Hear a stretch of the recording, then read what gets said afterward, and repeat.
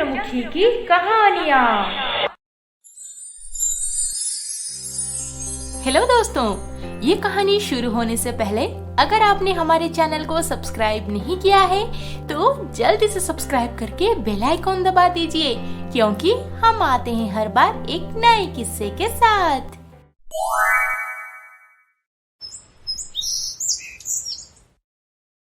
माँ जी, चाय कैसी बनी है? हाँ ठीक है बड़ी बहू, चाय की छोड़ो। 2 साल हो गए हैं तुम्हारी शादी को, खुशखबरी तो सुना दो। माँ जी, वो एक्चुअली क्या है ना। अब क्या वो कर रही हो?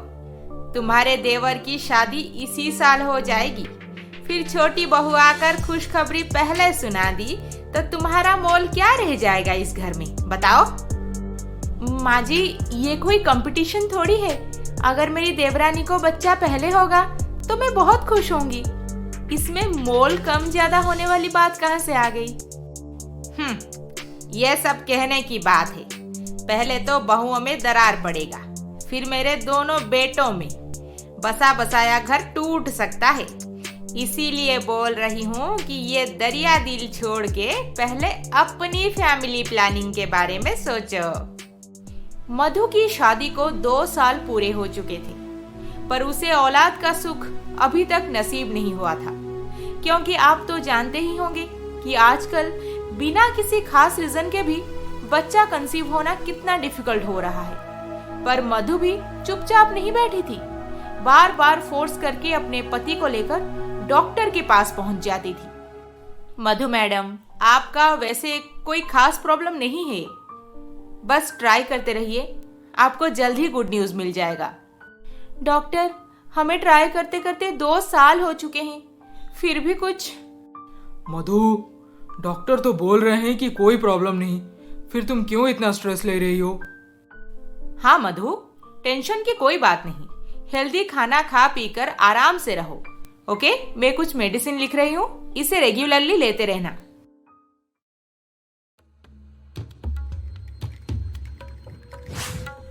आ गई डॉक्टर के पास पैसे उड़ा के। क्या कहा उसने? कभी बच्चा होगा भी या नहीं? माँ जी, आप हर बार ऐसे क्यों बोलती हैं? डॉक्टर फिर से वही बोले कि मुझ में कोई प्रॉब्लम नहीं है। बेटा, आ मेरे कमरे में आ, तुझसे कुछ बात करनी है। हाँ माँ, चलिए।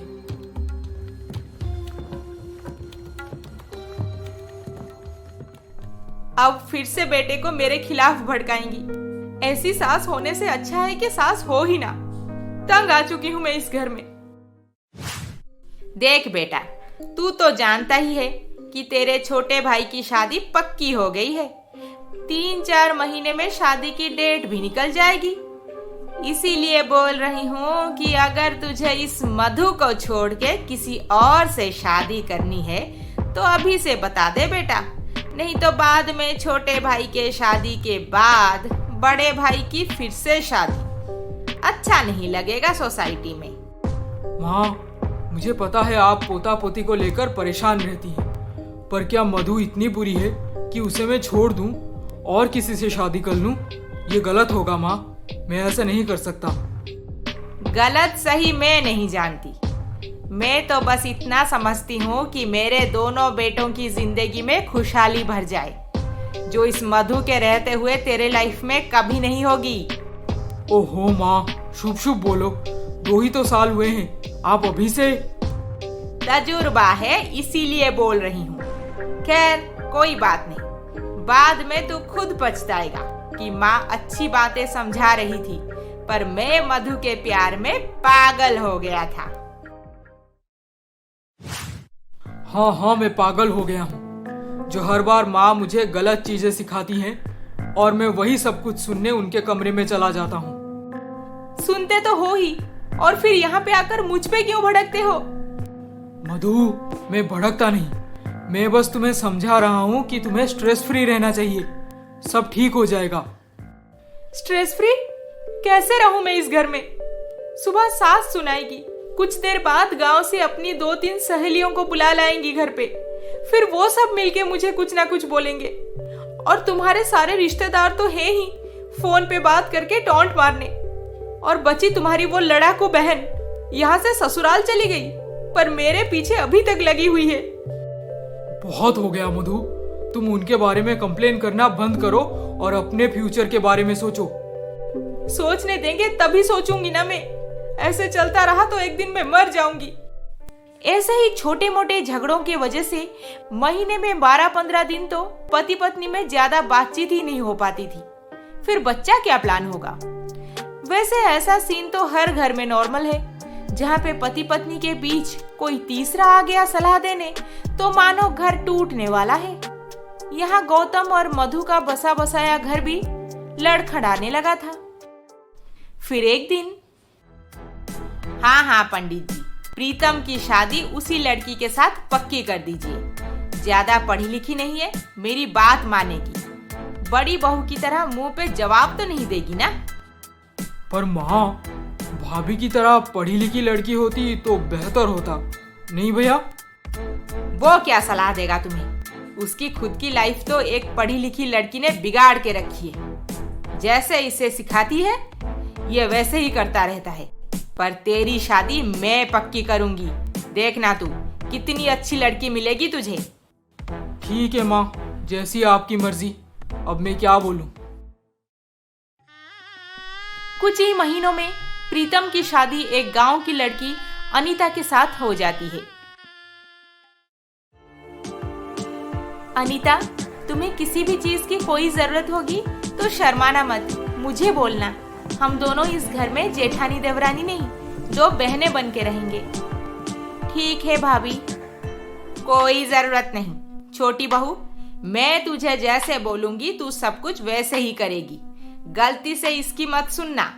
अपनी तो लाइफ बिगड़ी हुई है, सलाह देने के चक्कर में तेरा भी बिगाड़ देगी। माँ जी आप जा अंदर जा। मेहमान भरे पड़े हैं घर में, उनके लिए खाने पीने का बंदोबस्त कर। सास मधु को हमेशा घर के काम में उलझाए रखती थी और जब से छोटी बहू आ गई उसे घर का एक भी काम करने नहीं दी और हमेशा अपने पास बिठा के मधु के खिलाफ बोलती रही। मधु को ये सब अच्छे से समझ आ रहा था, पर वो तो पढ़ी लिखी थी, ऊपर से समझदार भी, इसीलिए ये सारी बातों को इग्नोर कर देती थी। फिर कुछ महीने बाद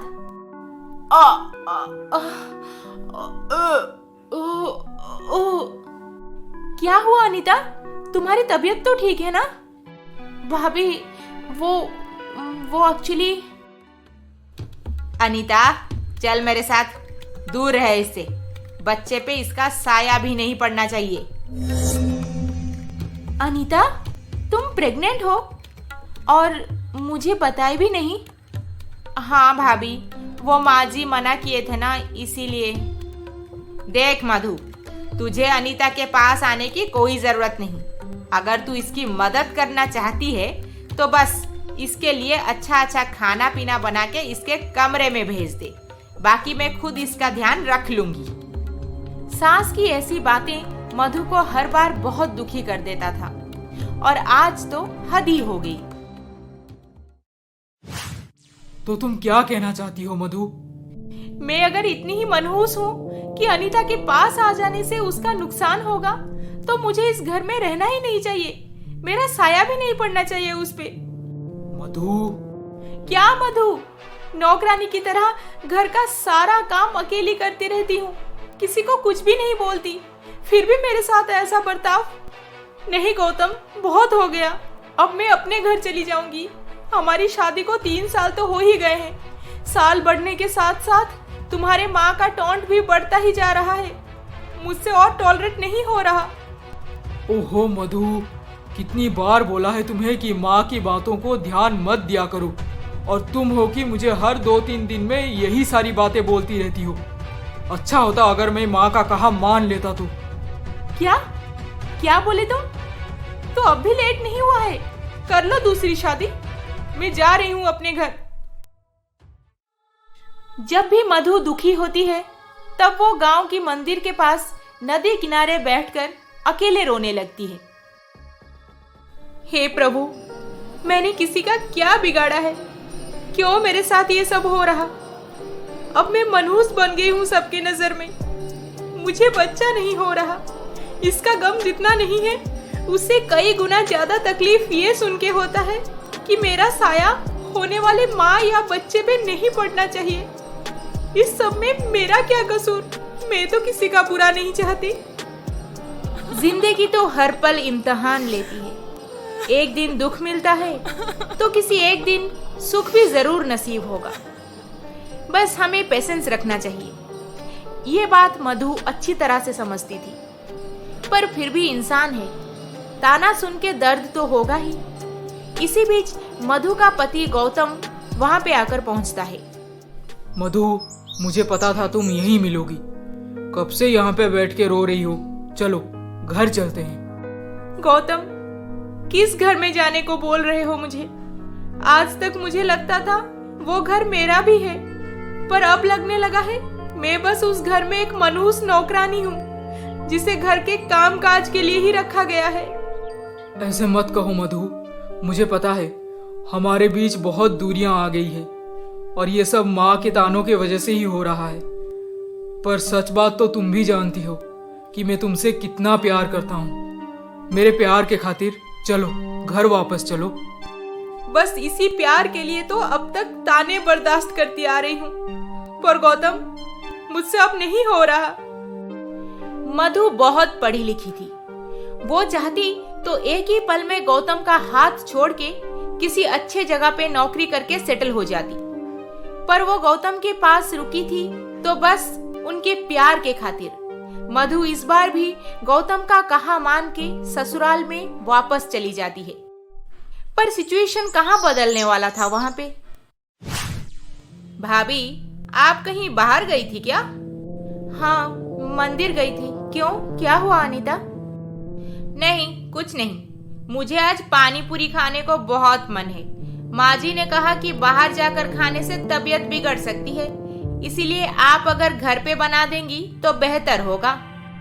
अनीता, मेरी तबीयत कुछ ठीक नहीं लग रही, कल बना दूं? क्यों? अनीता को आज ही खाने का मन है तो पानी पूरी आज ही बनेगा, समझ गई तू? मधु सास को तो कुछ पलट के बोल नहीं पाई, पर वो गौतम के तरफ देखने लगी। उसे लगा था अब शायद गौतम उसके सपोर्ट में खड़ा होगा, लेकिन नहीं। हर बार की तरह गौतम आज भी चुप्पी बना के घर के अंदर चला गया। फिर कुछ देर बाद, उफ, काम करवा करवा के मेरी जान ले लेंगे। ये क्या कर रहे हो तुम? क्रिकेट मैच देख रहा हूँ, और क्या। ओहो, क्रिकेट क्रिकेट क्रिकेट। बार बार ये हाईलाइट देखने से इंडिया वर्ल्ड कप जीत नहीं जाएगी। ऑस्ट्रेलिया कप लेकर जा चुकी है। अब आप ये हाईलाइट देखकर 5th अंपायर बनना बंद कीजिए। अरे क्या करूं मधु, इंडिया वर्ल्ड कप हार गया, ये बर्दाश्त ही नहीं हो रहा। अच्छा चलो बंद कर दिया। अब बताओ इतने गुस्से में क्यों हो? कभी तो मेरे लिए कुछ बोल दिया करो। तुम्हारी माँ और अनीता मुझे ऑर्डर देकर पानी पूरी बनाने बोल रहे थे, और तुम्हें पता है कि मैं सुबह से कुछ भी नहीं खाई और ना ही मेरी तबीयत ठीक है, फिर भी तुम चुप रहे वहां पर। क्या तुम्हें मेरे सपोर्ट में बोलना नहीं चाहिए था? वो तो मैं सोच नहीं पाया मधु कि क्या बोलूं। I am sorry. सोच नहीं पाए या माँ से डर के भाग आए? अच्छा चलो अब हम बाहर चलते हैं, डिनर करके ही वापस आएंगे। गौतम और मधु को बाहर घूमने जाता देख सास की आंखों में आग लग गई। उसे बिल्कुल मंजूर नहीं था कि मधु को किसी भी तरह की कोई लाड प्यार मिले, क्योंकि वो तो चाहती थी कि मधु जैसे ही गौतम को छोड़ के चली जाएगी इस घर से, गौतम की शादी किसी दूसरी जगह करवा देगी वो। ऐसे ही ताने सुनते सुनते और 7 महीने बीत चुके थे। ना ही मधु का कोई गुड न्यूज आया था और ना ही सास के बर्ताव में बदलाव। फिर एक दिन, ए मधु, अनीता की गोद भराई में कल बहुत सारे लोग आने वाले हैं। आज से ही मिठाई बनानी होगी। तू एक काम कर, घर का खाना अभी के अभी बना दे जाकर, और उसके बाद मिठाई बनाने की काम में लग जा। और कल खाने में मेहमानों के लिए क्या क्या बनेगा उसका लिस्ट तुझे अनीता दे देगी। जी माँ जी, मेरे माँ पापा भैया भाभी और कितने सारे रिश्तेदार भी आने वाले हैं। खाने में वैरायटी तो होनी चाहिए ना। मैं लिस्ट बना के अभी दे देती हूँ। जेठ जी बाजार से सामान ले आएंगे और भाभी कल खाना बना देंगी। इतना सारा खाना मैं अकेले कैसे बनाऊंगी? बाहर किसी केटरर को ऑर्डर दे देते तो बेटर होता ना। क्या क्या? तू खाना नहीं बनाएगी तो और क्या करेगी? एक बात कान खोल के सुन ले, तुझे गोद भराई में अपनी शक्ल दिखाने की कोई जरूरत नहीं। अपशगुन होता है। इसीलिए कमरे में अकेले बैठे बैठे बोर होने से बेहतर है कि तू ही सबका खाना बना दे। ये बात सुन के मधु को बहुत बड़ा झटका लगा। एक तो उसे सबके लिए खाना बनाने को बोला जा रहा है, दूसरा उसे फंक्शन में आने को मना भी किया जा रहा है। मधु अब किसको क्या बोलेगी? उसका पति तो एक बार भी माँ को पलट के नहीं बोलता। फिर मधु के साथ कौन खड़ा रहेगा? मधु इसे ही अपना नसीब मान के अगले दिन के लिए सारा प्रिपरेशन करने लगी। प्रीतम जी, डेकोरेशन का सामान ले आए ना? हाँ अनीता, ले आया हूँ।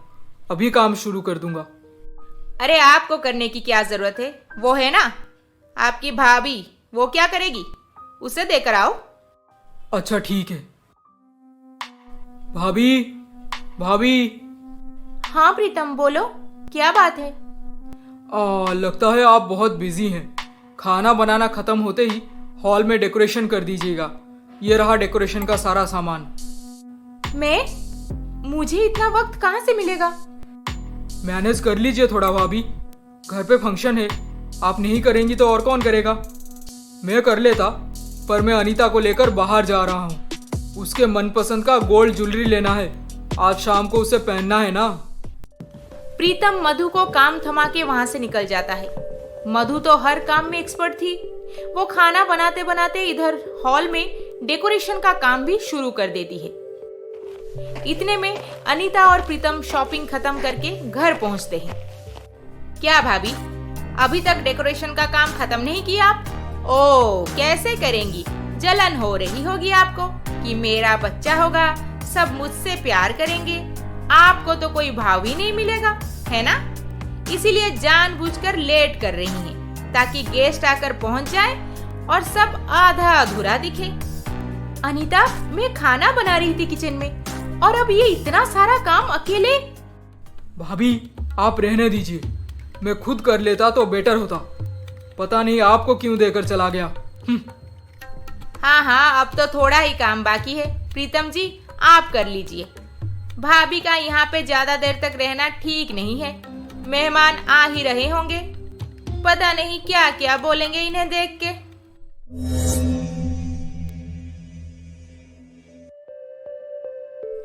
मधु तुरंत ही सारा काम खत्म करके मंदिर निकल जाती है, क्योंकि उसे और किसी का ताना सुनना नामंजूर था।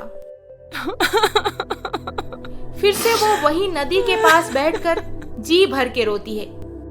नहीं, बहुत हो गया, मुझे आज ही फैसला लेना है। मैं ये घर छोड़ के चली जाऊंगी। ये लोग मुझे समझते क्या है?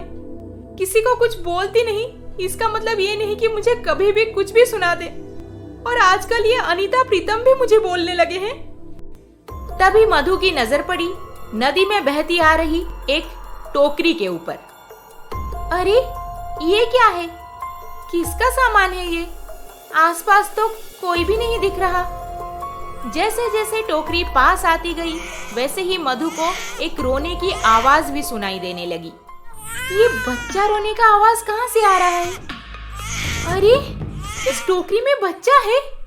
हे भगवान, ये बच्ची तो 2-3 दिन की ही लग रही है। इसे ऐसे टोकरी में किसने छोड़ दिया? इतनी छोटी बच्ची को टोकरी में देखकर मधु तो बहुत परेशान हो गई।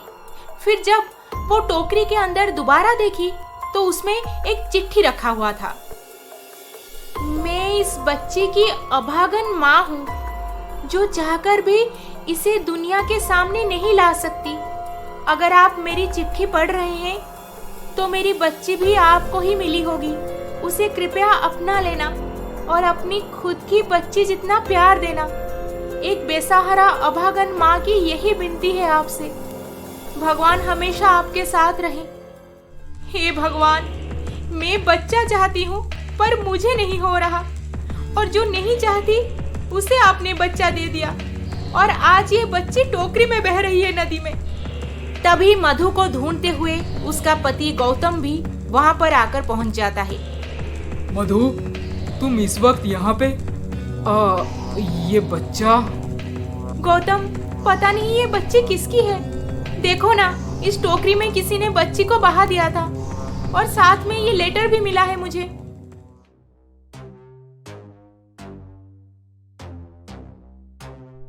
अब मैं क्या करूं? जो तुम्हारा मन कहता है वही करो मधु। मन तो कहता है कि मैं इसे घर ले जाऊं, पर तुम्हारी माँ और ये समाज इसे कभी नहीं अपनाएंगे। तुम्हें अच्छी तरह से पता है गौतम। मधु, तुम रोज मंदिर आती हो, नदी किनारे बैठकर रोती हो। मान लो ये भगवान का दिया हुआ आशीर्वाद है तुम्हारे लिए। इस बच्ची को इस जालिम दुनिया में कैसे सर उठा के जीना है वो तुम सिखाओगी। बेटा, यही तो है भगवान का खेल। हम इंसान कहाँ ये सब समझ पाते हैं। मेरी सलाह यही होगी कि ये बच्चा भगवान तुम्हारे लिए भेजे हैं। आगे तुम दोनों को जो ठीक लगे। जय जगन्नाथ। फिर मधु और गौतम बच्ची को लेकर घर आ गए, और तब अनीता की गोद भराई का रस्म चल ही रहा था। अरे अरे अरे बड़ी बहू, तुझे बार बार मना किया था ना यहाँ पे आने के लिए। मनहूस कहीं की, दिखा दी ना अपनी शक्ल। माँ जी, ये देखिए ना। है ये बच्चा? किसका है ये बच्चा? कहाँ से उठा लाई है? माँ जी, ये बच्ची मुझे मंदिर के पास वाली नदी से मिली। पंडित जी बोले कि भगवान भेजे हैं हमारे लिए। मैं भी यही चाहती हूँ कि इस बच्ची को माँ बाप का नाम दे हम दोनों। बच्ची? एक तो लड़की, दूसरा नाजायज। क्यों अपवित्र कर रही है मेरा घर? हाँ, वापस ले जा इसे, उसी नदी में फेंक आना। माँ जी, पता नहीं किसका गंदा खून है ये। 2 महीने में मेरी अनीता को भी बच्चा होगा, फिर दोनों एक साथ कैसे रहेंगे एक ही घर में? अरे चलो, रख भी लिए तो जैसे जैसे ये बड़ी होगी, अपनी असली माँ जो हरकत करके इसे पैदा की है, ये भी वही सब दोहराएगी। पता नहीं कैसी कैसी बीमारी आजकल फैल रही है। इसे कुछ हुआ होगा तो? माँ जी, ये सब बड़ी भाभी की नौटंकी चल रही है, मेरे बच्चे को इस घर में किनारे करने के लिए। बाकी आप तो समझदार हैं ही, सब अच्छे से समझते हैं। मधु, अभी इस बच्ची को लेकर मंदिर में छोड़ा। हमें किसी और का कलंक नहीं चाहिए। खुद तो बच्चा पैदा नहीं कर पाई, अब किसी दूसरे की बच्ची को माँ का प्यार कैसे देगी तू? तुझे पता कहाँ है कि माँ का प्यार कैसा होता है? मधु इन सब की बातें सुन के बस खड़ी होकर रोए जा रही थी। फिर भी किसी के मन में कोई रहम नहीं था। वहां पे मौजूद हर एक औरत ताना मारने से पीछे नहीं हटी। अब मधु भी हार मान गई थी। उसे लगा कि इस बच्ची को शायद किसी अनाथ आश्रम में छोड़ आना ही सही रहेगा। चुप करो सब। ये बच्ची आज से मधु और मेरी बच्ची है। हम इसके माँ बाप हैं। बाकी जिस को इस नन्ही सी बच्ची से प्रॉब्लम है वो बाहर जा सकते हैं। गौतम, तेरी हिम्मत कैसे हुई ऐसे बोलने की? जरूर ये मधु ने तेरा कान भरा होगा। मधु क्या सिखाएगी मुझे माँ? बहुत चुप रह लिया मैं। मधु के लिए मैंने कभी खड़ा नहीं हुआ आज तक, पर आज ये 2-3 दिन की बच्ची के बारे में इतने गंदे गंदे शब्द सुनने के बाद मुझसे बर्दाश्त नहीं हो रहा। कैसे इंसान हो आप सब? कैसी माएँ हो? माँ वो होती है जो सारे बच्चों को समान प्यार दे, ममता दे, पर तुम में से किसी के मुंह से रहम नाम की एक शब्द भी नहीं निकल रहा, और खुद को माँ बोल के सीना ताने खड़ी हो। हाँ, अरे तुम लोगों से तो इस बच्ची की बेसहारा माँ ज्यादा अच्छी है, जो अपनी नन्ही सी जान को किसी और के हाथों सौंप दी, इसी भरोसे के साथ ताकि कोई इसे अपना ले। तुम में से कोई होता तो इसका गला घोट के नदी में फेंक देता। छी, बड़ी आई माँ माँ बोलने वाली खुद को। गौतम, मधु, तुम्हें इन सब से डरने की कोई जरूरत नहीं। ये हमारी बच्ची है। चलो अब इसे अंदर कमरे में ले जाओ। मैं भी देखना चाहता हूँ तुम्हें कौन रोकेगा। मधु के आंखों में आंसू जरूर थे, पर वो गौतम के सपोर्ट के बाद बहुत स्ट्रांग हो गई थी। बिना डरे बच्ची को घर के अंदर ले गई वो। और इधर मधु की सास या देवरानी गौतम का गुस्सा देखने के बाद ज्यादा अपोज भी नहीं कर पाए।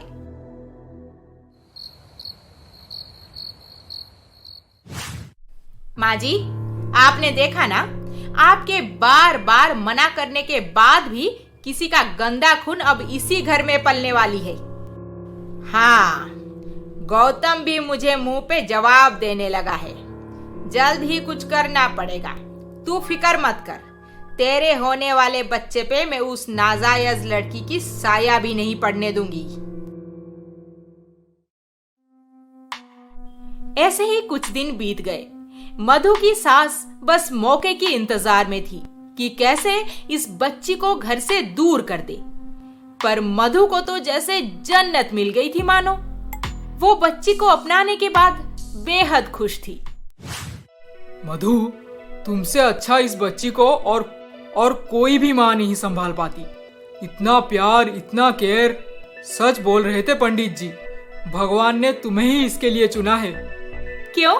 बस मैं खुश हूँ, तुम नहीं हो? अरे ऑफ कोर्स, जिसमें मेरी मधु की खुशी उसमें मैं भी खुश हूँ। बाकी इस नन्ही सी जान से कौन प्यार नहीं करेगा बोलो।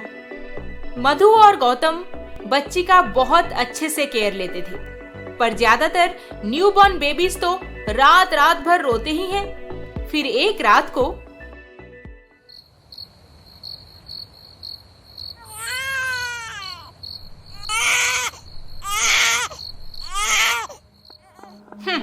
रो रो के मर क्यों नहीं जाती है? जब से इस घर में आई है रात रात भर रोती रहती है। इसके वजह से मेरी नींद बर्बाद हो रही है। रो ले जितना रोना है आज रात को ही, कल सुबह तो तेरा ठिकाना लगा दूंगी मैं। नाजायज औलाद किसी की। गौतम, देखो ना, बेबी सोने का नाम ही नहीं ले रही। कब से रोए जा रही है। मैंने गूगल किया तो पता चला कि इसे कोलिक पेन हो रहा है शायद। अब मैं सारे रेमेडीज ट्राई कर चुकी हूँ, पर फिर भी नहीं सो रही। बच्चे तो रोते ही हैं रात भर मधु। अब तुम एक काम करो, मुझे बच्ची को दो, मैं उसे घुमा रहा हूँ, तुम जाकर सो जाओ। नहीं नहीं, मैं अपनी बच्ची को ऐसे रोते हुए छोड़कर कैसे सो जाऊंगी? मुझे तो नींद भी नहीं आएगी। तुम जाओ, सो जाओ। बाद में तुम बच्ची को संभालना, फिर मैं सो जाऊंगी। हाँ ठीक है फिर। गौतम चला गया सोने और मधु रात भर बच्ची के साथ जगी रही।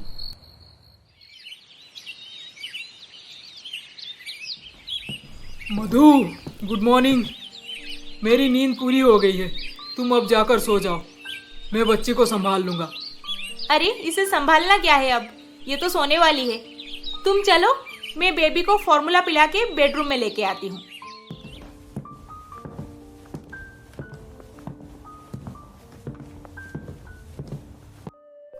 क्या बात है मधु, तुम्हारी बच्ची रात भर रो रही थी। बोली थी ना मैं, जो माँ नहीं बनी वो कहाँ किसी बच्चे को संभाल पाएगी। खैर, गौतम कहाँ है? वो बेडरूम में है।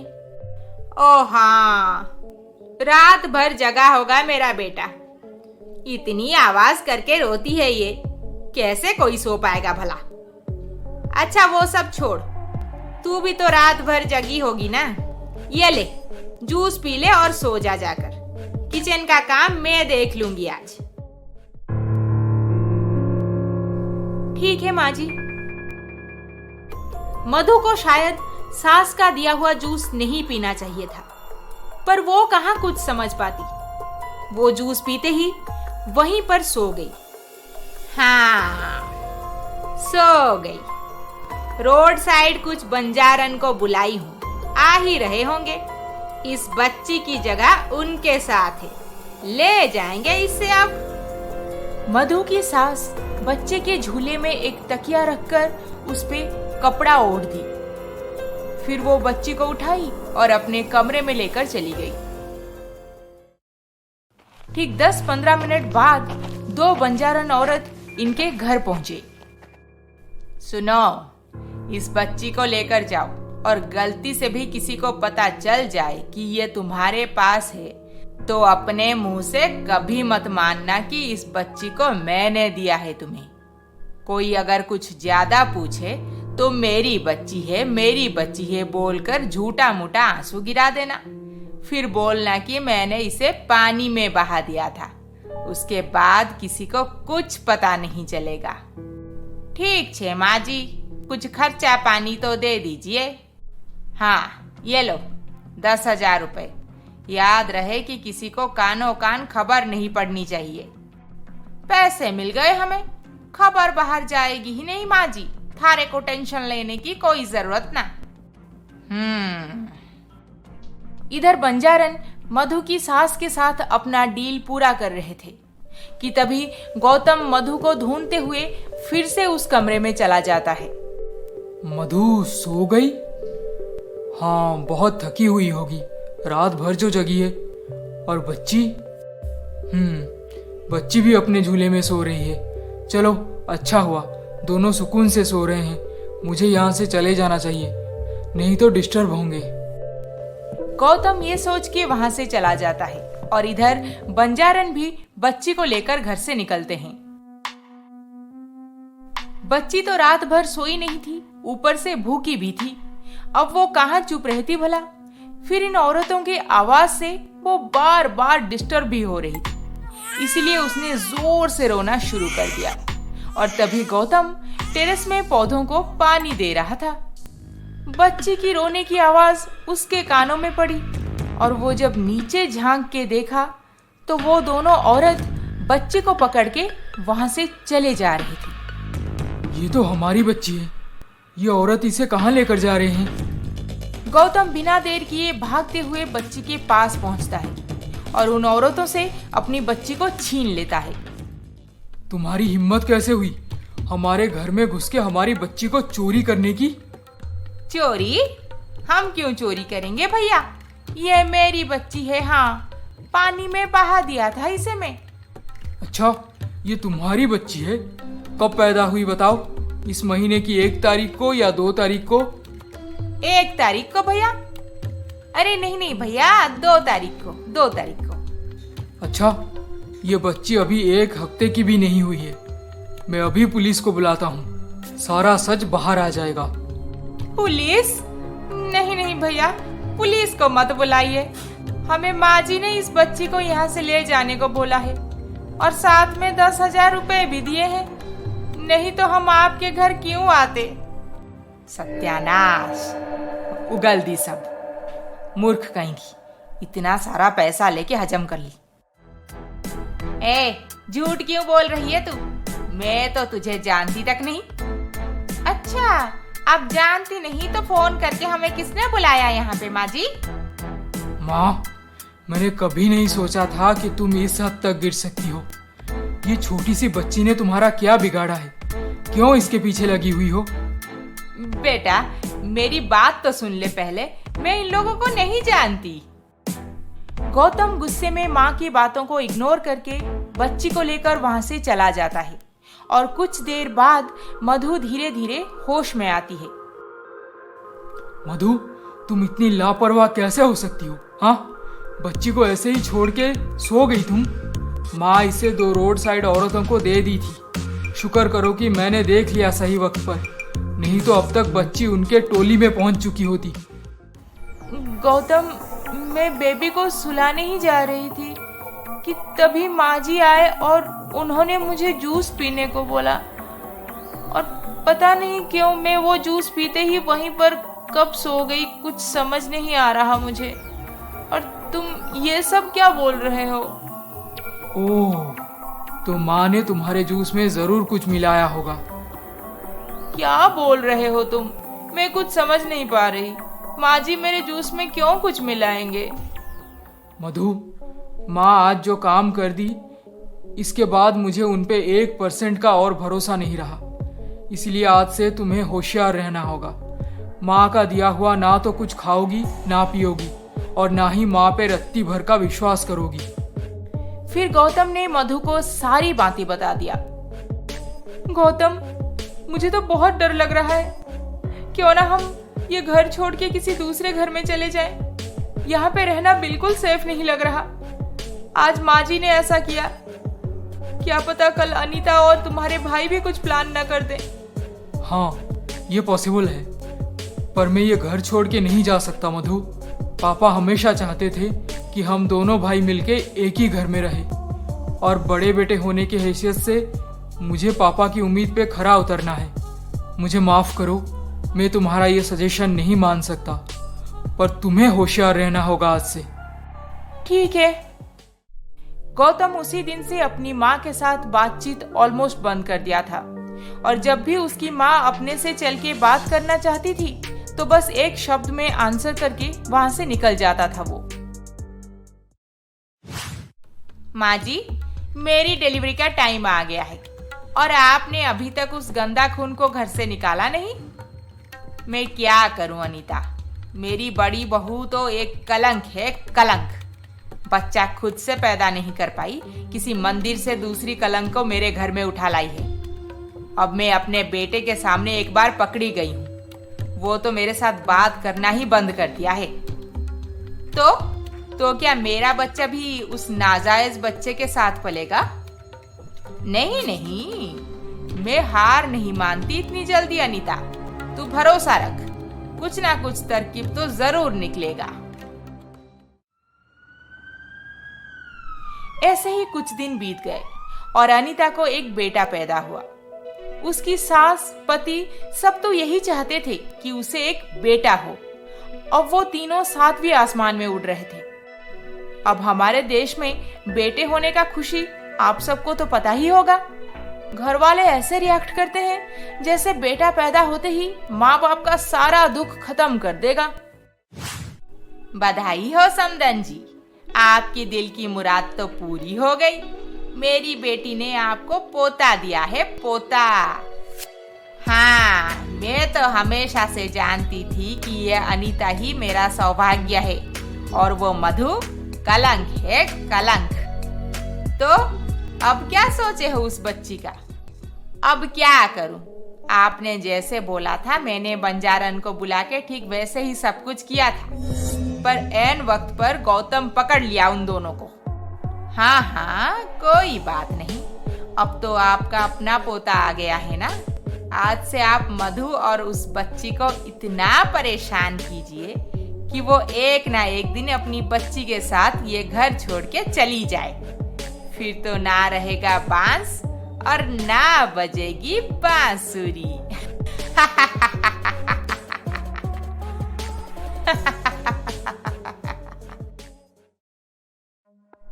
अब मधु की बच्ची पे सास का कहर और तेज हो गया था, और जैसे जैसे अनीता का बेटा बड़ा होता गया वैसे वैसे दोनों बच्चों में कंपेयर करना, लड़के से ज्यादा प्यार करना, कीमती खिलौना देना, अच्छा अच्छा खाना खिलाना, ये सब शुरू हो चुका था। फिर एक दिन, अनीता, मेरा पोता कहाँ गया? उसके लिए मैं मार्केट से चिप्स और आइसक्रीम लेकर आई हूँ, उसे बहुत पसंद है ना। वो तो कब से उस नाजायज लड़की के साथ खेल रहा है। जितनी बार उसे घसीट के ले आती हूँ उतनी बार उसी के पास चला जाता है।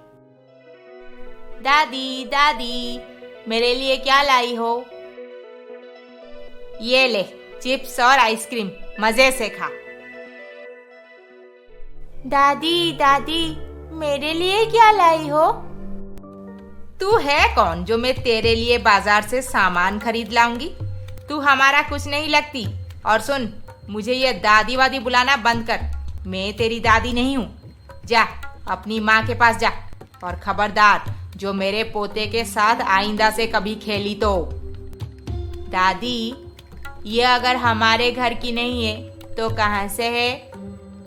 ये तो मंदिर के पास वाली नदी के पानी में बह रही थी। भिखारी घर की लड़की है, इसके साथ कभी दोस्ती मत करना।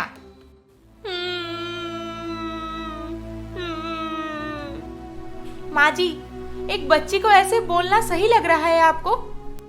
हाँ, सच बात बोलने में सही गलत क्या? आगे चल के इसे भी तो सच पता चलना चाहिए कि ये कहाँ की है, कैसे आई है इस घर में। माँ जी, ये सब इसे क्यों बताना है आपको?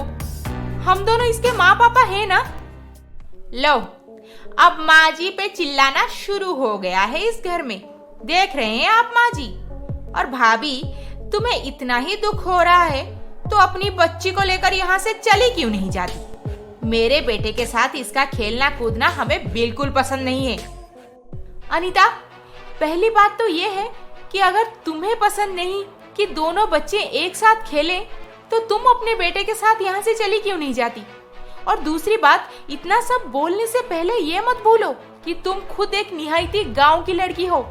10वीं तक भी पढ़ी हो कि नहीं ये भी कोई नहीं जानता, इसलिए दूसरों पे उंगली उठाना बंद करो। मेरी पढ़ी लिखी होने ना होने से क्या फर्क पड़ता है इस घर में? एक बेटा पैदा की हूँ मैं, बेटा, इतना तो काफी है। पर तुम बहस करने से पहले खुद का सोचो।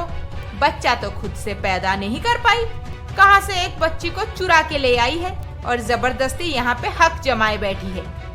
माँ जी सही बोलते हैं, बड़ी बहू एक कलंक है, कलंक। अनीता। क्या अनीता? सच ही तो बोला उसने। अब अपनी बेटी को समझा दे, मेरे पोते के आसपास भी नहीं दिखना चाहिए, उसका गलत असर पड़ेगा इस पे। मधु की इस छोटी सी बच्ची पे किसी का रहम नहीं था। सब उसे किनारे कर दिए थे, आते जाते बहुत कुछ बोलते थे। बच्ची भी इतनी कम उम्र में बहुत कुछ समझ चुकी थी कि उसका इस दुनिया में बस माँ और पापा हैं। इन दोनों के अलावा उसे और कोई प्यार नहीं करता, कोई पसंद नहीं करता।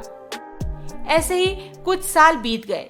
फिर एक दिन, धानी, क्या बात है? तुम इतना दुखी क्यों हो? क्या दादी ने फिर से कुछ कहा तुम्हें? माँ, क्या मैं सच में पराई हूँ? मेरे साथ कोई बात नहीं करता, इस घर में मुझसे कोई प्यार नहीं करता। मैं किसके साथ खेलूं? कौन मेरा दोस्त बनेगा? धानी, ये सब समय की बात है। तुम देखना, एक दिन तुम दुनिया बदल दोगी। तुम्हारी लाइफ यहाँ पे नहीं है, किसी बड़ी सोच वाली समाज में होगी। और रही बात दोस्ती की, तो तुम आज से अपने किताब के साथ दोस्ती कर लो। देखना, बहुत अच्छा लगेगा। ये लो किताब और पढ़ना शुरू कर दो। तुम जितना पढ़ोगी, मैं तुम्हारे लिए और ढेर सारे किताब ले आऊंगी। और एक बात याद रखना कि दुनिया में सब तुमसे मुंह मोड़ सकते हैं, पर ये किताब या इससे सीखी हुई बातें कभी तुम्हारे दिमाग से कोई नहीं छीन सकता। अच्छा, क्या मैं किताब से दोस्ती कर लूं तो सारे बच्चे मेरे साथ दोस्ती करेंगे? हाँ धानी, सिर्फ बच्चे नहीं, बड़े बूढ़े सब तुम्हारे हुनर की कदर करेंगे और सब तुमसे दोस्ती करना चाहेंगे। और वैसे भी अभी तो तुम्हारे माँ और पापा हैं ना तुम्हारे दोस्त। मधु और गौतम ने अपनी बच्ची के इमोशन को पॉजिटिव करने के लिए जैसे उसे सिखाए, वो भी ठीक वैसे ही सीखने लगी। धानी अब अपने उम्र के हिसाब से बहुत सारे किताब पढ़ चुकी थी, उसका नॉलेज भी बहुत बढ़ गया था। पर उधर, ये ले, थोड़ा और खा ले सनी। नहीं दादी, मेरा पेट भर गया है और नहीं खाना मुझे। क्यों नहीं खाना? चुपचाप खा ले, नहीं तो पतला हो जाएगा और यहाँ के लोग बात बनाना शुरू कर देंगे कि हम अपने बच्चे को सही से खिलाते पिलाते नहीं। हाँ सनी, तेरी माँ ने एकदम सही कहा। जा, अब पढ़ाई करने बैठ जा।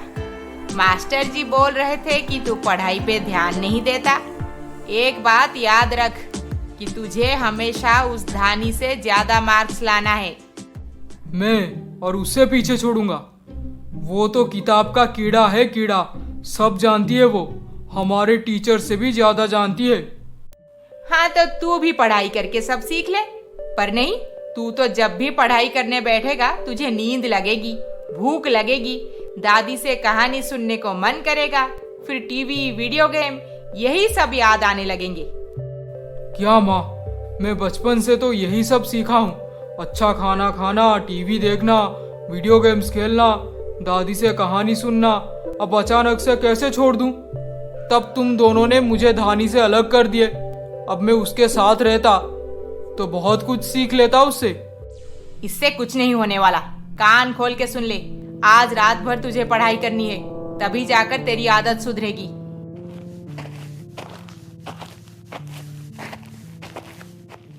खुद तो बचपन से मेरी आदत बिगाड़ रखे हैं और अचानक से बोल रहे हैं कि मैं सुधर जाऊं। खैर छोड़ो, मुझे पॉपकॉर्न खा के एक सीरीज देखना है।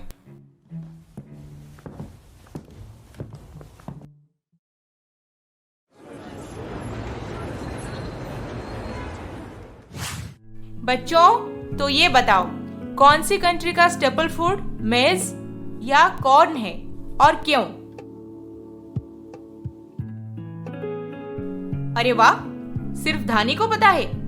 बोलो धानी। मैम, यूनाइटेड स्टेट्स का स्टेपल फूड मेज है, क्योंकि वहां की मिट्टी, टेम्परेचर और वाटर लेवल कॉर्न को उगाने के लिए सुइटेबल होता है। Very good. अरे ये धानी को इतना सब कैसे पता होता है? जरूर ताई जी ने सिखाया होगा। काश मेरी माँ भी थोड़ी पढ़ी लिखी होती तो मैं भी क्लास में 2-3 आंसर दे देता। सन्नी को हमेशा लगता था कि उसके नाकामयाबी के पीछे उसकी अनपढ़ माँ ही है, जो उसे बचपन से बस खाने पीने में इन्वॉल्व कर दिया है। और धानी के सक्सेस के पीछे उसकी माँ मधु का हाथ है। वो मधु यानी कि अपनी ताई जी का दिल से रिस्पेक्ट करता था, पर अपनी माँ और दादी के डर से मधु के साथ बात करने से या फिर उससे अपना डाउट पूछने से अवॉइड करता था। फिर एक दिन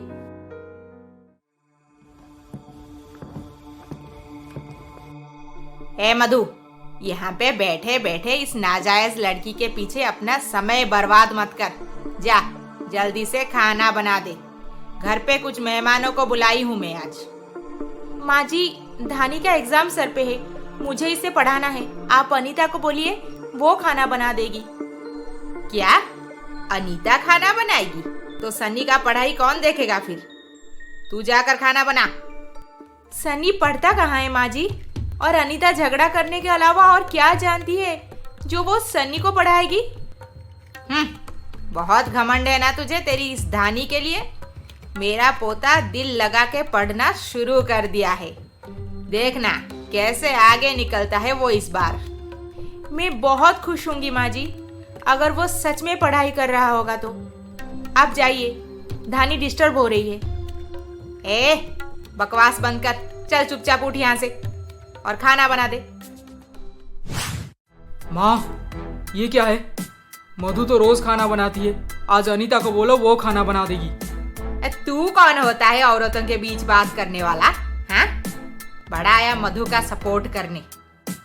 मैं मधु का पति हूँ, इसीलिए मैं हमेशा उसके साथ खड़ा रहूंगा। मधु आज खाना नहीं बनाएगी तो नहीं बनाएगी, जाओ यहाँ से। अच्छा, ये बात तो ठीक है। अरे सोचती क्या है वो अपने आप को? एक पराई बेटी के लिए इतना घमंड। मेरे बेटे को तो मेरे खिलाफ भड़का के रखी है। अब मैं भी देखती हूँ कि वो अपना एग्जाम कैसे लिखती है। धानी। माँ जी, मैं शुरू से बोल रही थी कि इस लड़की को हमारे घर पे पलने ही नहीं देना चाहिए, पर आप तो मेरी बातों को अनसुना कर दी। अब देखिए, उसके चलते मेरे बेटे के दिमाग पे प्रेशर पड़ रहा है। आप जल्दी से कुछ कीजिए ताकि ये धानी परीक्षा लिख ही ना पाए। धानी अपने परीक्षा के लिए दिन रात मेहनत करती थी और सनी वहां अपने कमरे में पढ़ाई का बहाना करके वेब सीरीज, वीडियो गेम्स इसी में ही बिजी रहता था, क्योंकि उसे पता था कि वो चाहे कितना भी पढ़ाई कर ले, उससे कुछ नहीं होने वाला। फिर एक दिन,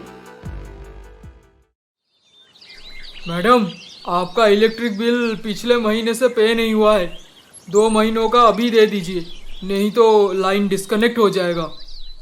अच्छा, मैं तो वैसे यही चाहती हूँ। बेटा, काट दे बिजली, पूरे 15-20 दिन तक काट देना। जा यहाँ से जा। अरे बड़ी अजीब औरत है। ठीक है, काट दूंगा। इसे मजाक लग रहा है क्या? धानी और सनी दोनों का 12th एग्जाम ठीक 3 दिन बाद शुरू होने वाला था और इधर उनकी दादी जानबूझकर इलेक्ट्रिसिटी कटवा दी। फिर दोपहर को, माँ देखो ना, अभी तक करंट नहीं आया, मुझे रिवीजन करना था। अगर शाम को भी नहीं आया तो कैसे करूंगी रिवीजन? बिना किसी रीजन के इतनी देर तक करंट क्यों गया है? ऊपर से माँ जी बोल रहे हैं कि इन्वर्टर भी खराब है। नहीं माँ, इन्वर्टर खराब नहीं है। मैंने अभी अभी देखा कि इन्वर्टर का कनेक्शन हम सबके रूम में कटवा के दादी ने बस सन्नी के रूम में लगवा दिया है। क्या? हाँ तो क्या गलत किया मैंने? मेरे पोते की पढ़ाई में प्रॉब्लम होगी, इसीलिए उसी के रूम में ही कनेक्शन रहेगी। समझ गई तू? और मेरी बेटी की पढ़ाई? ये मेरी क्या लगती है जो मैं इसके बारे में इतना सोचूं? तू जाने तेरी बेटी जाने क्या करोगे अब। तो माँ जी, धानी और सनी दोनों सनी के कमरे में पढ़ाई कर लेंगे तो बेहतर रहेगा ना? खबरदार, जो मेरे बेटे पे इस कलमुई का साया भी पड़ा तो ये इस लायक नहीं है कि मेरे बेटे के कमरे में जाकर पढ़े। देखो अनीता, दोनों मिलके पढ़ेंगे तो सन्नी का रिवीजन भी हो जाएगा और डाउट क्लियर भी हो जाएगा। अच्छा, अब ज्यादा दिमाग चला के अपनी बेटी को मेरे बेटे के कमरे में घुसा रही है। हाँ, मुझे सब समझ आता है। माँ जी, देख रहे हैं आप? मधु हर तरह से कोशिश कर ली, पर धानी की पढ़ाई में प्रॉब्लम क्रिएट करने उसकी सास और अनीता दोनों पूरी तैयारी करके रखे थे। माँ, 12th एग्जाम सबसे इम्पोर्टेंट होता है और इसी वक्त करंट जाना था और दादी को जानबूझ के सनी के कमरे में ही इन्वर्टर लगाना था। अब मैं पढ़ाई कैसे करूंगी? पापा भी ऑफिस के काम में बाहर गए हुए हैं धानी, 1 हफ्ते बाद लौटेंगे। करंट क्यों गया है पता भी नहीं लगा सकते हम।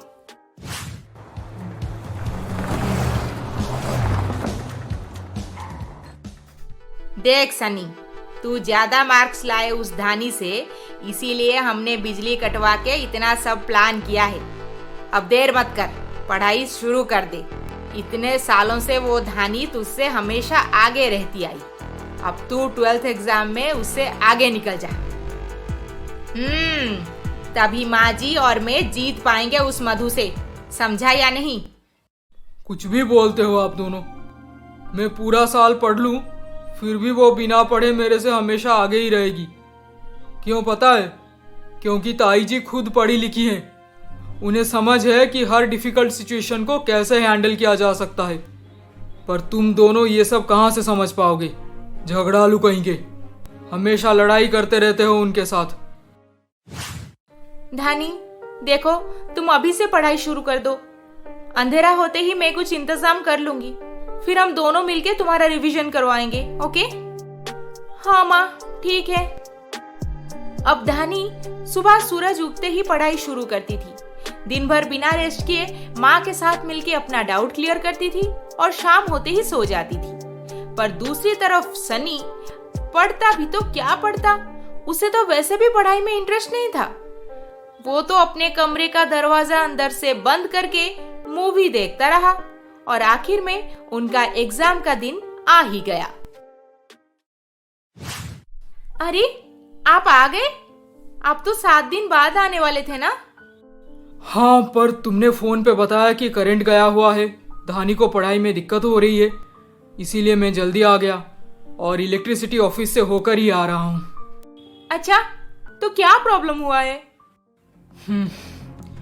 क्या बताऊं मधु, तुम्हें पता है माँ ने जानबूझकर 2 महीनों से बिल पेमेंट ना करके उन्हीं के आदमी से कनेक्शन कटवा दिया है पूरे घर में, ताकि धानी पढ़ाई ना कर सके।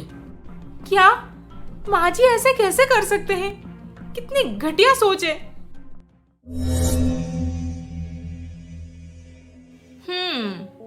सुना था जब मैं छोटी सी बच्ची थी तब से मेरे पीछे ये सब लगे हुए थे और अभी तक भी उनकी कोशिश जारी है। ठीक है, फिर मैं भी देखती हूँ मुझे कैसे कोई पीछे ढकेलता है और मेरी माँ को नीचा दिखाता है। आज से धानी ना तो कभी रुकेगी ना ही पीछे मुड़ के देखेगी, बस आगे ही बढ़ती रहेगी, आगे। देखते ही देखते उनका एग्जाम खत्म हो गया। धानी, आज का एग्जाम कैसा रहा? हाँ मैम, बहुत अच्छा रहा। वैसे तुम्हारा कजन सनी आज लास्ट एग्जाम लिखने क्यों नहीं आया? उसकी तबीयत ठीक नहीं है क्या? उसे पता है ना कि वो फेल हो जाएगा अब? क्या वो एग्जाम लिखने नहीं आया? मुझे नहीं पता मैम, घर से तो निकला था वो भी मेरे से पहले। उस दिन सनी घर भी वापस नहीं गया। शाम हो गई थी। घर पे सब टेंशन में थी। धानी सबको बता चुकी थी कि सनी ने आज एग्जाम नहीं लिखा है। तभी सनी के पापा को उसके एक दोस्त का कॉल आता है। हेलो, हाँ बेटा बोलो, सन्नी का कुछ पता चला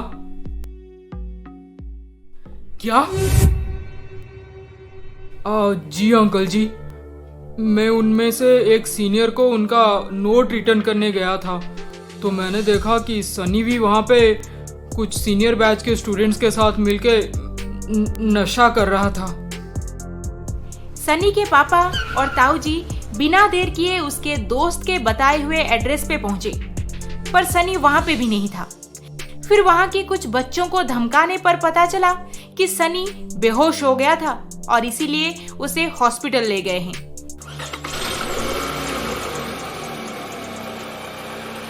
भैया देखिए ना, मेरा बेटा कैसा हो गया है, क्या क्या करने लगा है। अब सब ठीक हो जाएगा प्रीतम, चल पहले हम सनी से मिलते हैं। सनी के पापा और ताऊ जी जब हॉस्पिटल पहुंचे तब भी सनी बेहोश पड़ा था और डॉक्टर उसकी ट्रीटमेंट कर रहे थे। डॉक्टर, ये सनी मेरा बेटा है, क्या हुआ है इसे?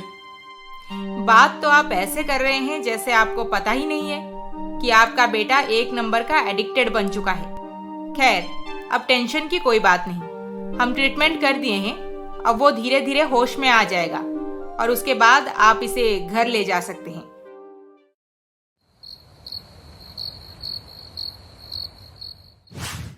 यही सब करना था तुझे? हाँ, क्या क्या उम्मीद रखी थी तेरे से मैं, पर तू तो नाक ही कटवा दिया मेरा। एग्जाम लिखे बिना दोस्तों के साथ मस्ती करने चला गया। 1000 बार बोली थी ना तुझे कि इस बार सबसे अच्छा करना है एग्जाम में। हाँ, अब बोलता क्यों नहीं कुछ?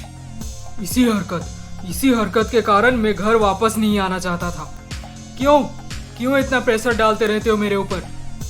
इतना अच्छा खाना खिलाते हैं तुझे, तेरी दादी तुझे वो सारी चीजें खरीद ला देती है जिसे तेरा मन बहलेगा, फिर भी तू पढ़ाई नहीं करता और आखिर में वो धानी तुझसे आगे निकल ही गई। उसकी माँ जीती और मैं हार गई।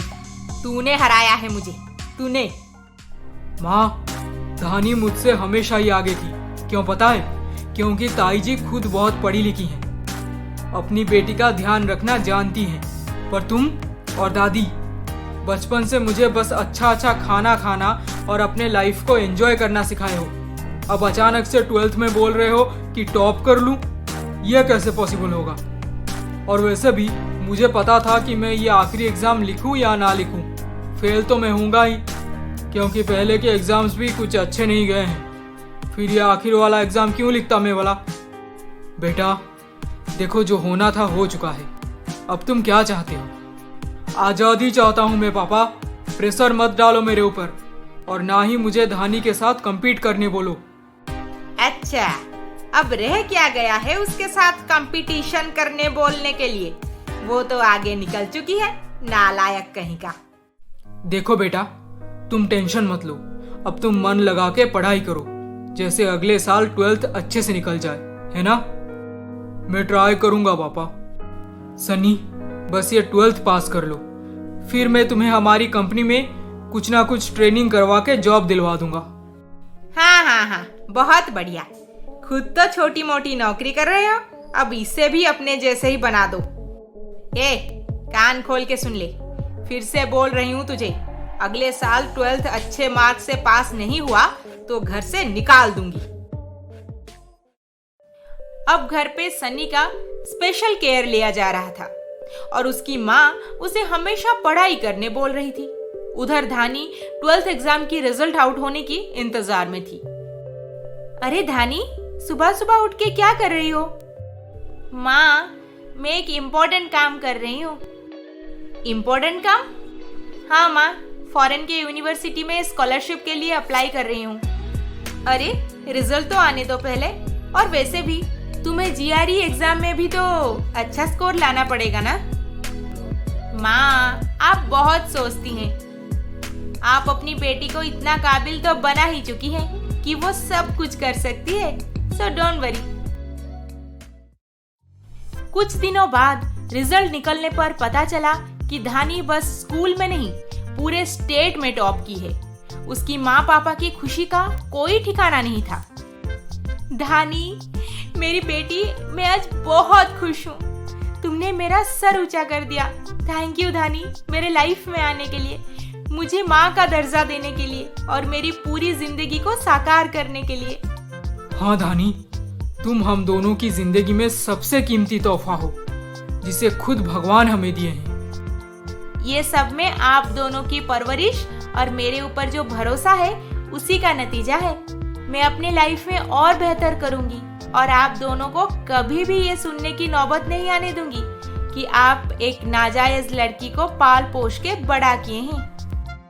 बच्चा चाहे किसी ने भी पैदा किया हो, पर उसका सही परवरिश ही उसे सफलता की उस मुकाम तक पहुंचा सकता है जहां पे हर माँ बाप अपने बच्चे को देखना चाहते हैं।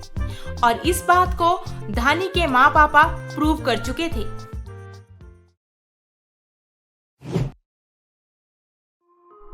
ऐसे ही 1 महीना बीत गया और एक दिन पता चला कि धानी को फॉरेन में हायर स्टडीज के लिए स्कॉलरशिप मिल गई है। एक ही छत के नीचे एक कमरे में माँ बाप अपनी बेटी की सक्सेस के लिए खुशी से झूम रहे थे और दूसरे कमरे में आफत मच गई थी। इतना लांछन, इतना घृण, इतने झगड़े का क्या फायदा हुआ? आखिर में उसी नाजायज लड़की ने तो खानदान का नाम ऊंचा कर दिया। अब सनी पे प्रेशर डालना और ज्यादा बढ़ गया था। तू वीडियो गेम खेल रहा है? शर्म नहीं आती तुझे? तेरे वजह से मैं शर्म के मारे घर से निकल ही नहीं पा रही हूँ और वो मधु बिना बच्चा पैदा किए भी स्टाइल मार के एक नाजायज लड़की के साथ हर जगह पहुंच जाती है प्राइज कलेक्ट करने। माँ, अब दिमाग खराब मत करो।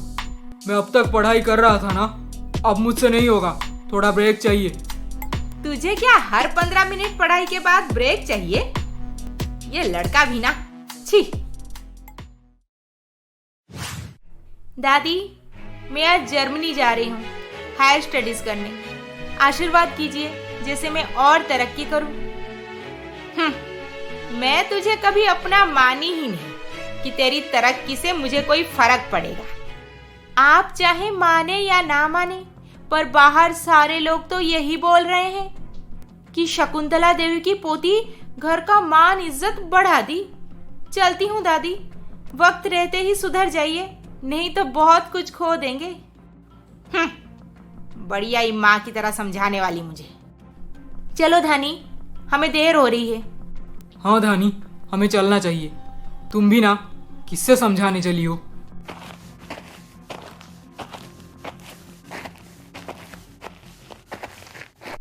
माँ जी, आपको मैंने शुरू से बोला था कि इस नाजायज लड़की का गला घोट के मार दो, नहीं तो इसे इसके माँ के साथ घर से निकाल दो। पर आप तो उस वक्त हाँ करूंगी मेरे पे भरोसा रख बड़ी बड़ी बातें बोल के अभी तक कुछ भी नहीं किए और इसके वजह से मेरे बेटे का हालत बुरा होता जा रहा है। क्या पता वो फिर से नशा करने लगे तो? अब क्या कहना चाहती है तू अनीता? अब भी देर नहीं हुई है माँ जी। धानी तो चली गई, उसके माँ को ही घर से निकाल दीजिए ताकि वो फॉरेन में रह के आगे की पढ़ाई कर ही ना पाए, वापस आ जाए इंडिया। यही एक तरीका सही रहेगा। वो दोनों धानी को एयरपोर्ट छोड़ने गए हैं, आने दे उन्हें। आज ही उस कलंक मधु को धक्का मार के मेरे घर से निकाल ना दी तो मेरा नाम भी शकुंतला नहीं। उधर एयरपोर्ट में धानी को सी ऑफ करने के बाद उसके माँ पापा मधु और गौतम घर वापस लौट रहे थे और तब तक मधु की सास उनका इंतजार करते हुए गुस्से में मुंह फुलाए वही सोफे पर ही बैठी हुई थी। हे भगवान, मेरी बेटी सही सलामत जर्मनी पहुंच जाए और वहां पे उसका एडमिशन वगैरह सब कुछ अच्छे से हो जाए। हमारी बेटी सब कर लेगी, तुम अब चिंता छोड़ दो। जब वो वापस आएगी तब देखना क्या बन चुकी होगी। काश आपकी कही हुई हर बात सच हो जाए। वैसे एक बात बताइए, आप मुझे कई दिनों से बहुत परेशान लग रहे हैं। काम में कुछ प्रॉब्लम चल रहा है क्या? एक्चुअली हाँ मधु, धानी के सामने ये सब बोलना सही नहीं लग रहा था, इसीलिए मैंने तुम्हें कभी बताया नहीं कुछ। एक्चुअली कंपनी में ले ऑफ चल रहा है, बहुत सारे लोगों को निकाल चुके हैं अब तक। पता नहीं आगे मेरे साथ क्या होने वाला है। अरे आप टेंशन मत लीजिए, जो भी होगा देखा जाएगा। हम दोनों मिलके सामना करेंगे।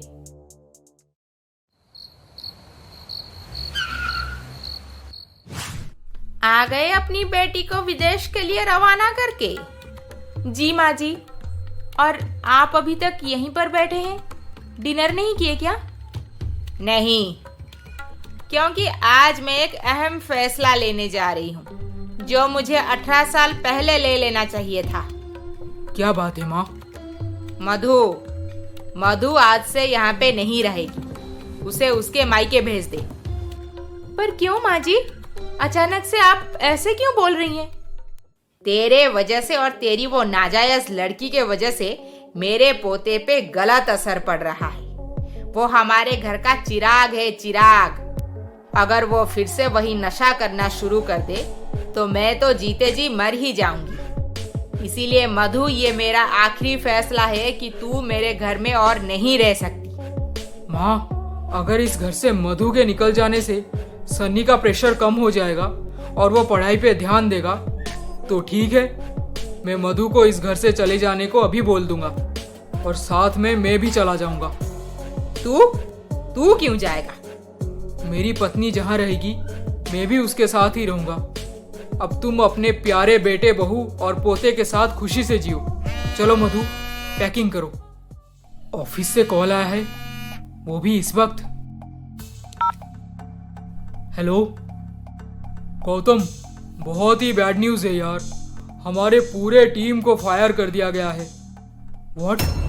ये क्या बोल रहा है तू? हाँ दोस्त, आज तू छुट्टी पे था तो सोचा कि तुझे इन्फॉर्म कर दूं।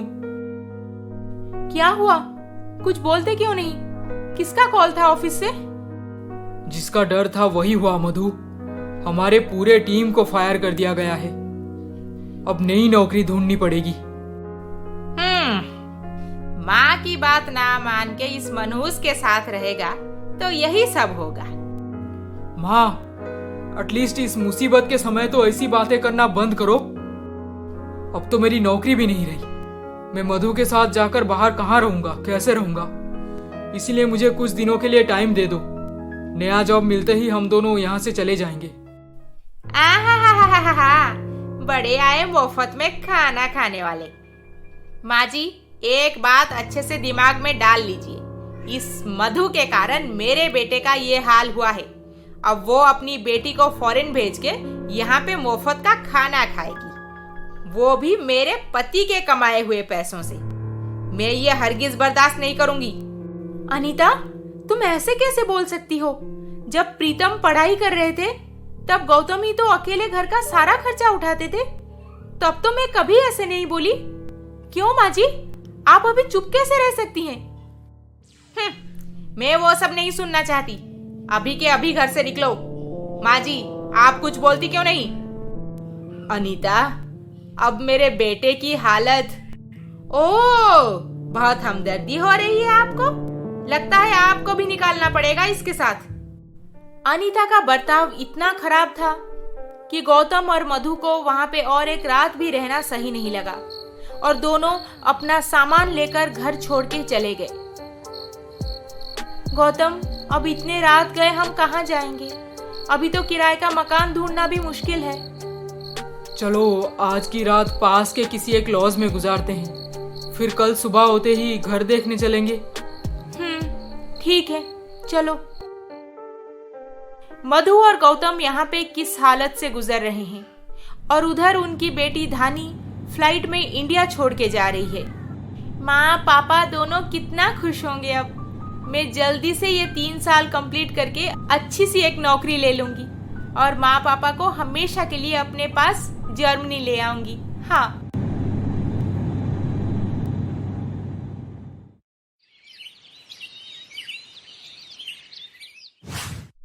गौतम, मुझे लगता है यही घर ठीक रहेगा। ज्यादा रेंट भी नहीं है और हम दोनों के लिए बड़ा घर चाहिए भी नहीं। क्यों, क्या कहते हो? जैसे तुम्हें ठीक लगे मधु। I am so sorry. मेरे घर वालों की वजह से तुम्हें कैसे कैसे दिन देखने पड़ रहे हैं। कोई बात नहीं गौतम, मैं सब कुछ सहने के लिए तैयार हूँ। बस मेरी बेटी की जिंदगी सुधर जाए, वो अपना ग्रेजुएशन खत्म करके एक अच्छी सी नौकरी लेके सेटल हो जाए, बस। पर मधु, तब तक तुम धानी को हमारे घर छोड़ने की बात मत बताना, नहीं तो वो टेंशन में आकर बिना एडमिशन लिए जर्मनी छोड़ के इंडिया वापस चली आएगी। हाँ, मैं ध्यान रखूंगी, जैसे उसे कुछ भी पता ना चले। अरे देखो ना, धानी का कॉल आ गया, शायद वो पहुंच गई। हेलो माँ, फ्लाइट लैंड हो गई है, अब मैं हॉस्टल जा रही हूँ। अपना ध्यान रखना धानी। पापा क्या कर रहे हैं माँ? ओ हाँ, रोज सुबह उठ के दादाजी के कुर्सी पे बैठकर चाय पीते पीते न्यूज़पेपर पढ़ रहे होंगे, है ना? हाँ, बिल्कुल सही कहा तुमने। और सनी कैसा है माँ? पढ़ाई कर रहा है ना, या मेरे फॉरेन आने की दुख से दोस्तों के साथ पार्टी करने चला गया? नहीं धानी, वो तो बहुत पढ़ाई कर रहा है। लगता है अब सब सही हो जाएगा। तुम वो सब छोड़ो ना, अब अपने करियर पे ध्यान दो। ये 3 साल तुम्हारे जिंदगी का सबसे इम्पोर्टेंट साल है। हाँ माँ, आप वो सब चिंता करना बंद कीजिए, बस आप दोनों खुशी से रहिए। अब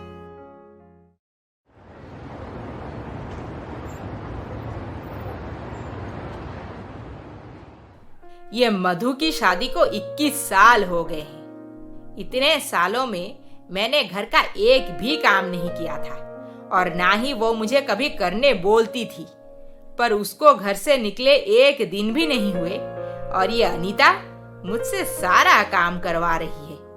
हाँ ठीक है, अपने पोते के लिए तो मैं इतना कर ही सकती हूँ, वो बस एक अच्छा इंसान बन जाए। अरे शकुंतला, तुम वो भी बाजार में? क्या सब्जी लेने आई हो? हाँ, सब्जी लेने आई हूँ। क्या बात है, आज तुम आई हो? मधु कहाँ गई? आहा, अपनी बेटी की विदेश जाने की खुशी से झूम रही होगी, है ना? वैसे झूमने की बात तो है, लड़की बहुत ही टैलेंटेड है। धानी, आहा, जैसा नाम वैसा काम। अरे बस मैं नहीं, ऐसा तो हर कोई बोलता है। वाह वाह वाह, नसीब वालों को ही ऐसी बेटी मिलती है। हाँ मालती, शायद तुझे देर हो रही होगी।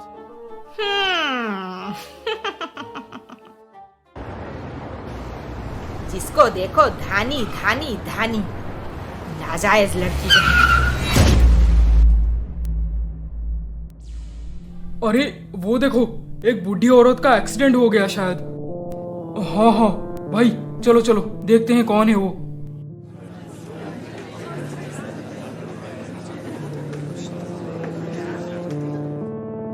इन्हें कोई पहचानता है क्या? इनके घर वालों को खबर करनी पड़ेगी लगता है। अरे पहले हॉस्पिटल तो ले चलते हैं। पर ये है कौन? माँ जी, आपका घर कहाँ है? आपके बेटे का नाम क्या है?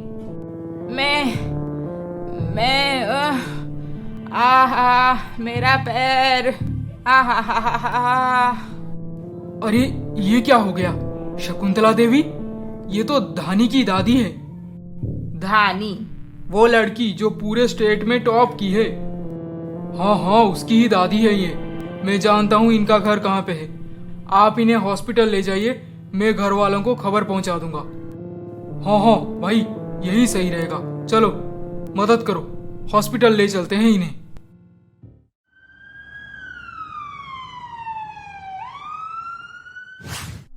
एक काम बोला था क्या करने, पैर तुड़वा के बेड पे लेट गई।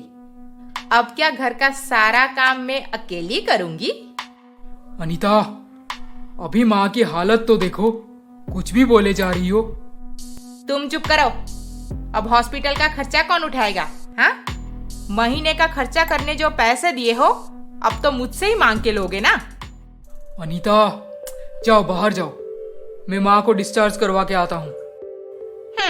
मैं यहीं पे खड़ी रहूंगी, कहीं नहीं जाने वाली मैं। मेरे जाने के बाद मेरे खिलाफ तुम्हारे दिमाग में ये कुछ भी भर देंगी। उस मधु के खिलाफ तो हर रोज तुम्हारे भैया के सामने कुछ ना कुछ बोलती रहती थी।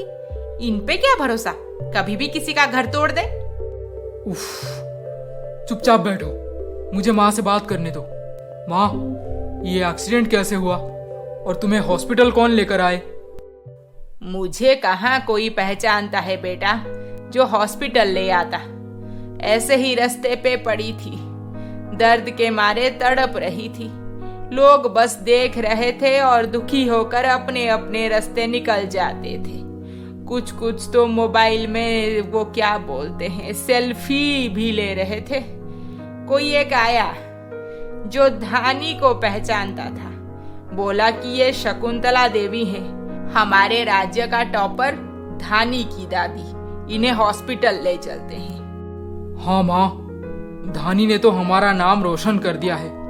ऑफिस में भी सब मुझे टॉपर धानी का चाचा बुलाते हैं। एक वो लड़की जो बचपन से बस जली कटी सुन सुन के बड़ी हुई और आज देखो वो कहां से कहां पहुंच गई। स्कॉलरशिप लेकर फॉरेन में पढ़ाई करने गई है। और एक मेरा बेटा रात दिन बस वीडियो गेम्स, वेब सीरीज और खाने पीने में ही लगा रहता है। हो गई उस धानी की तारीफ, तो घर चलने का बंदोबस्त करें। उसी लड़की के वजह से मेरे बेटे का ये हाल हुआ है, भूलिए मत। तुम्हारे बेटे का जो हाल हुआ है उसके पीछे तुम्हारा ही हाथ है अनीता, और माँ का भी। तुम दोनों ने उसे बचपन से ऐसे बना दिया कि वो अभी सुधरने का नाम ही नहीं ले रहा। और एक मधु भाभी जो धानी को नदी से उठा के लाई थी और उसे कितना काबिल बना दी देखो। बकवास बंद करो। इस साल 12th एग्जाम में मेरा बेटा जरूर अच्छा करेगा, देख लेना तुम। होपलेस।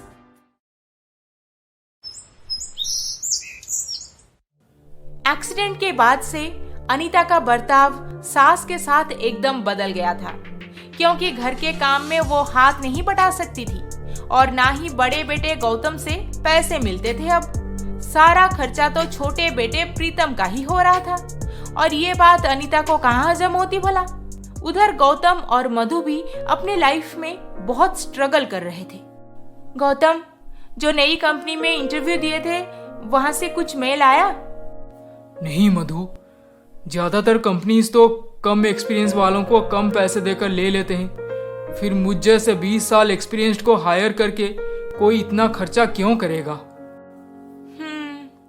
अच्छा गौतम, अगर आपको बुरा ना लगे तो क्या मैं जॉब के लिए ट्राई करूं? मेरा तो फिनांस में एमकॉम है, कहीं ना कहीं अकाउंटिंग का काम तो मिल ही जाएगा मुझे, और आप आराम से ट्राई करते रहना। नहीं मधु, अब मैं कब तक तुम्हें परेशानी में डालता रहूंगा। शादी करके मेरे घर में आए 1 साल के अंदर ही माँ तुम्हें बच्चा ना होने को लेकर सुनाती रही। फिर जब धानी मिली हमें तब तो गजब हो गया मानो। घर वाले सब तुम्हारे साथ बुरा बर्ताव करना शुरू कर दिए। और वो अनपढ़ गवार अनीता, एक तो तुमसे घर का सारा काम करवाती थी और अब घर से निकाल भी दी। पूरी जिंदगी मैंने तुम्हें बस दुख ही दिया है। अब तुमसे काम करवा के तुम्हारे पैसों से मैं घर का गुजारा करूंगा। नहीं मधु, मुझसे ये नहीं होगा। अरे, आप तो ऐसे बोल रहे हैं जैसे आपकी माँ, आपका छोटा भाई और अनीता सिर्फ यही सब मेरे जिंदगी में बहुत अहमियत रखते हैं। सबसे इम्पोर्टेंट बात यह है कि आप मुझसे कभी प्यार करना कम नहीं किए और ना ही कभी अकेला होने दिए। मेरे साथ अपना घर भी छोड़ आए। आप और धानी दोनों मेरा इतना ख्याल रखे हो अब तक कि मैं कोई भी दुख दर्द बर्दाश्त करने तैयार हूँ। और रही बात नौकरी की, तो मैं तो हमेशा से चाहती थी कि जब मेरी बच्ची बड़ी हो जाएगी तब मैं नौकरी करूंगी। अब तो मेरी धानी फॉरेन में पढ़ रही है। मधु, तुमसे बहस करने में आज तक कोई जीत पाया है क्या? ठीक है, तुम भी जॉब के लिए ट्राई करो। ये हुई ना बात। अच्छा, और एक बात बताइए, हमें घर छोड़ के आए 4 महीने हो गए हैं। माँ जी से बात होती है ना आपकी? और प्रीतम के साथ? नहीं मधु, मन तो बहुत करता है कि माँ से एक बार मिल आऊं मैं, पर ना, वो जिस तरीके से अनीता के साथ मिलके इतने रात गए हमें घर से निकाले थे, उसके बाद माँ से बात करने को मन ही नहीं करता। और रही बात प्रीतम की, तो उसका सारा पढ़ाई का खर्चा मैंने उठाया था। कंपनी से थका हारा घर पहुंचते ही उससे घर पे ट्यूशन भी पढ़ाता था। फाइनली उसके जॉब के लिए सिफारिश लगाई तभी जाकर हुआ, पर वो ये जानते हुए भी कि मेरी जॉब नहीं रही, एक बार भी मुझसे मिलना तो छोड़ो, फोन करके बात तक नहीं किया मुझसे। फिर मेरा उनके साथ अब क्या लेना देना। नहीं नहीं गौतम, ये गलत बात है, ऐसे मत बोलिए। अनीता का दिमाग बहुत ही घटिया है, वही सबको अपने कंट्रोल में रखती होगी। नहीं तो माँ जी और प्रीतम आपसे बहुत प्यार करते हैं। अब शायद वो सब सनी के 12th एग्जाम के लिए बिजी होंगे। देखना, एग्जाम खत्म होते ही आपसे मिलने जरूर आएंगे वो दोनों।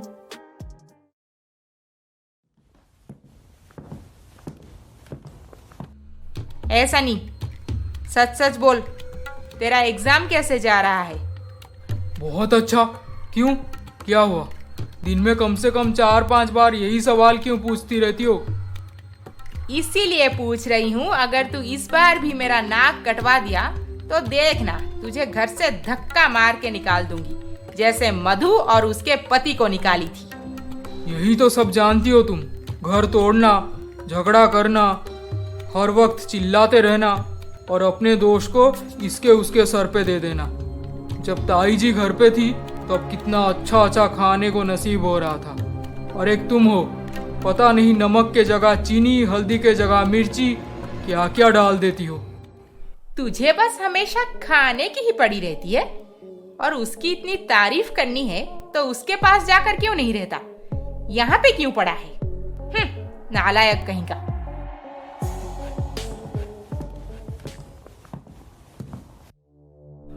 हर वक्त झगड़ा करती रहती है। यही बेहतर होगा अगर मेरा बेटा मधु भाभी के पास चला जाए तो कम से कम सुकून से पढ़ाई तो कर पाएगा। जाते जाते सही बात कह गई माँ। क्यों ना मैं ताई जी के पास जाकर उनके साथ रहूं, कम से कम रोज रोज का ताना तो सुनना नहीं पड़ेगा, और ऊपर से टेस्टी खाना भी मिलेगा। सही बात। इधर शकुंतला का पैर धीरे धीरे ठीक हो रहा था, पर वो किसी काम काज करने की हालत में नहीं थी। अनीता की खरे खोटे सुनते सुनते अब उसे थोड़ी बहुत समझ आ चुका था कि मधु इस घर के लिए सबसे अच्छी बहू थी, जिसे उसी ने ही इतने दुख दर्द देकर घर से निकाल दिया था। पर वो अपनी दिल की बात किसी को कैसे बता पाती भला? चाहकर भी अपने बेटे से बात करने की हिम्मत नहीं थी उसके अंदर। इसी बीच फॉरेन में धानी, देखो ना कैसे हमारा फर्स्ट ईयर इतना जल्दी निकल गया। और 2 साल। मुझे तो जल्द ही वापस जाकर मेरे माँ पापा के साथ रहना है, नहीं तो उन्हें यहाँ पे हमेशा के लिए ले आना है। तुम हमेशा से अपने माँ पापा के इतने करीब थी, या फॉरेन आने के बाद उन्हें ज्यादा मिस करने लगी हो? पहले तो करीब थी ही, और अब तो और भी ज्यादा हो गई हूँ। तुम्हारे माँ पापा से इतना प्यार करने में मुझे कोई प्रॉब्लम नहीं है, पर धानी, अगर वो हमारे रिलेशनशिप को एक्सेप्ट नहीं किए तो तुम मुझे छोड़ दोगी ना? मेरे माँ पापा मुझ पे इतना भरोसा करते हैं कि वो दोनों तो तुम्हारे बारे में जानने के बाद तुमसे भी ठीक वैसे ही प्यार करने लगेंगे जैसे मुझसे करते हैं। And don't worry, after all उनका भी लव मैरिज ही था, वो भी मेरे दादी के खिलाफ, इसीलिए वो हमारे शादी के लिए कभी मना नहीं करेंगे। I hope so.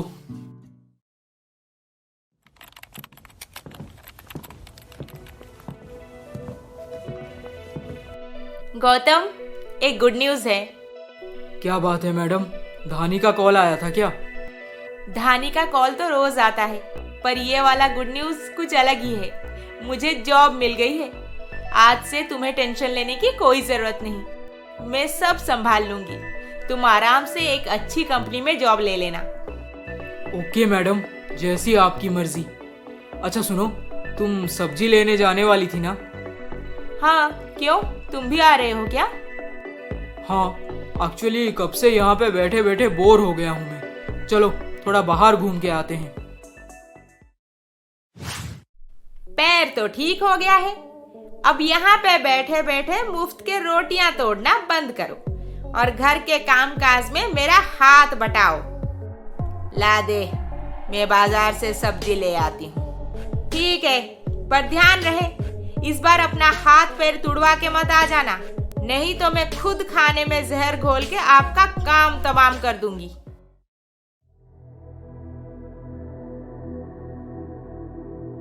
छी छी छी, कैसी बहू है। एक वो मधु थी, कभी भी ऊंचे आवाज में बात तक नहीं की, और ये एक नालायक बेटा क्या पैदा कर दी है। तब से तो सर पे चढ़ के बैठ गई है, उतरने का नाम ही नहीं ले रही। खैर, अब मधु के बारे में सोच के दुखी होने से क्या फायदा, खुद तो उसे जलील करके घर से निकाल दी। जलील करके? नहीं गौतम, उस वक्त तूने जो सही लगा माँ जी ने वही किया।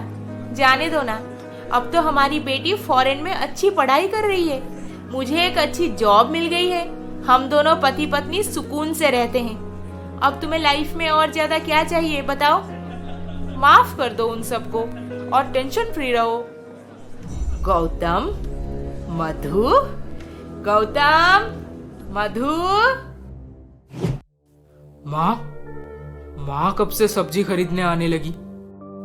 मुझे तो लगा था मैं तुम दोनों को देखे बिना ही इस दुनिया से चली जाऊंगी। नहीं माँ जी, आप ऐसे क्यों बोल रही हैं? घर पे सब ठीक तो है ना? खाक ठीक है। वो अनीता ऐसी निकलेगी, मुझे जरा सा भी पता होता तो उसे कभी अपने घर में नहीं आने देती। जीना हराम करके रखी है सबका। मैं तो पिछले 6 महीनों से बिस्तर पे ही थी। बिस्तर पे? क्यों, क्या हुआ है? फिर शकुंतला ने अपने बेटे बहू को सारी बातें बताई। माँ, अब मैं क्या कहूँ तुमसे?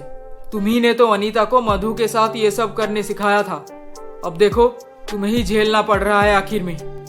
मुझे माफ कर दो तुम दोनों, मैं बहुत शर्मिंदा हूँ, और हो सके तो दोनों घर वापस आ जाओ। माँ जी, आपके लिए मेरे मन में कोई नाराजगी नहीं है, पर मैं उस घर में वापस नहीं जा सकती, क्योंकि अनीता की बातें सुनना अब बर्दाश्त नहीं होगा।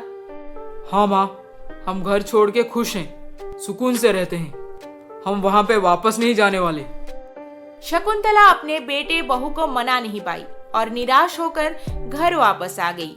फिर पता चला कि आज सन्नी का 12th रिजल्ट आने वाला है। माँ जी, आपने सन्नी को कहीं देखा है क्या? नहीं, देखा तो नहीं है उसे, गया होगा किसी दोस्त के पास। सारे दोस्तों को कॉल कर चुकी हूँ, सबके सब मना कर रहे हैं, पता नहीं कहाँ चला गया। थोड़ी देर में रिजल्ट भी आने वाला है उसका। आने वाला नहीं, आ गया है। साहिबजादे फिर से फेल हो गए हैं। फेल हो गया?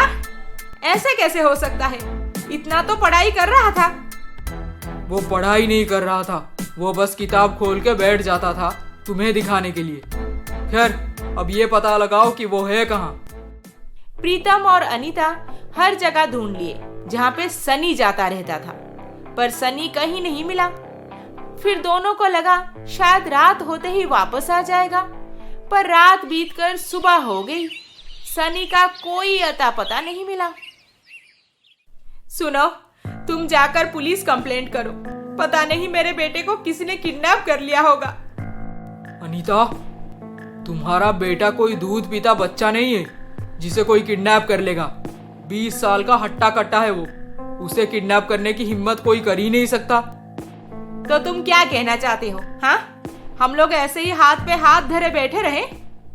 सुनो, एग्जाम में फेल हो जाएगा उसे पक्का यकीन था, इसीलिए कहीं भाग गया है।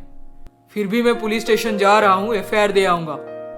जल्दी जाओ, अपने आप कुछ भी सोच के अब देर मत करो, पता नहीं मेरा बेटा किस हालत में होगा, खाना भी नहीं खाया होगा। आहा हा हा हा, मजा आ गया। बड़े दिनों के बाद ऐसा खाना नसीब हुआ। बस जलजीरा पानी हो जाए तो कम से कम 3-4 घंटे के लिए आराम से सो जाऊंगा मैं। बहू, मेरा मन कहता है सनी जरूर मिल जाएगा। तू अब जा, कुछ खाने पीने का बंदोबस्त कर। हाँ हाँ, तुम्हें तो बस खाने पीने की ही पड़ी है। जो अपने बेटे को ही घर से निकाल दे, वो क्या जाने एक माँ का प्यार क्या होता है। अनीता, मैंने गौतम को तेरे कहने पर घर से चले जाने को बोला था और आज मुझे उसका पछतावा हो रहा है। काश मैं ऐसा नहीं करती। तुम ही हो मानुस इस घर में जिसके वजह से यहाँ पे किसी की कोई तरक्की नहीं हो रही। देख अनीता, मैं कल से कुछ भी नहीं खाई हूँ। अब भी भूखी रही तो पता नहीं क्या हो जाएगा। मुझे कुछ खाने को दे दे। एक दाना भी नहीं मिलने वाला तुम्हें। तुम निकलो इस घर से पहले। पैर तुड़वा के आ गई कहाँ से? 6 महीने तक तुम्हारे ही पीछे लगी रही मैं। मेरे बेटे पे ध्यान तक नहीं दे पाई। इसी का नतीजा है कि वो फिर से फेल हो गया और घर छोड़ के चला गया कहीं पे। अब तुम क्यों रहोगी इस घर में?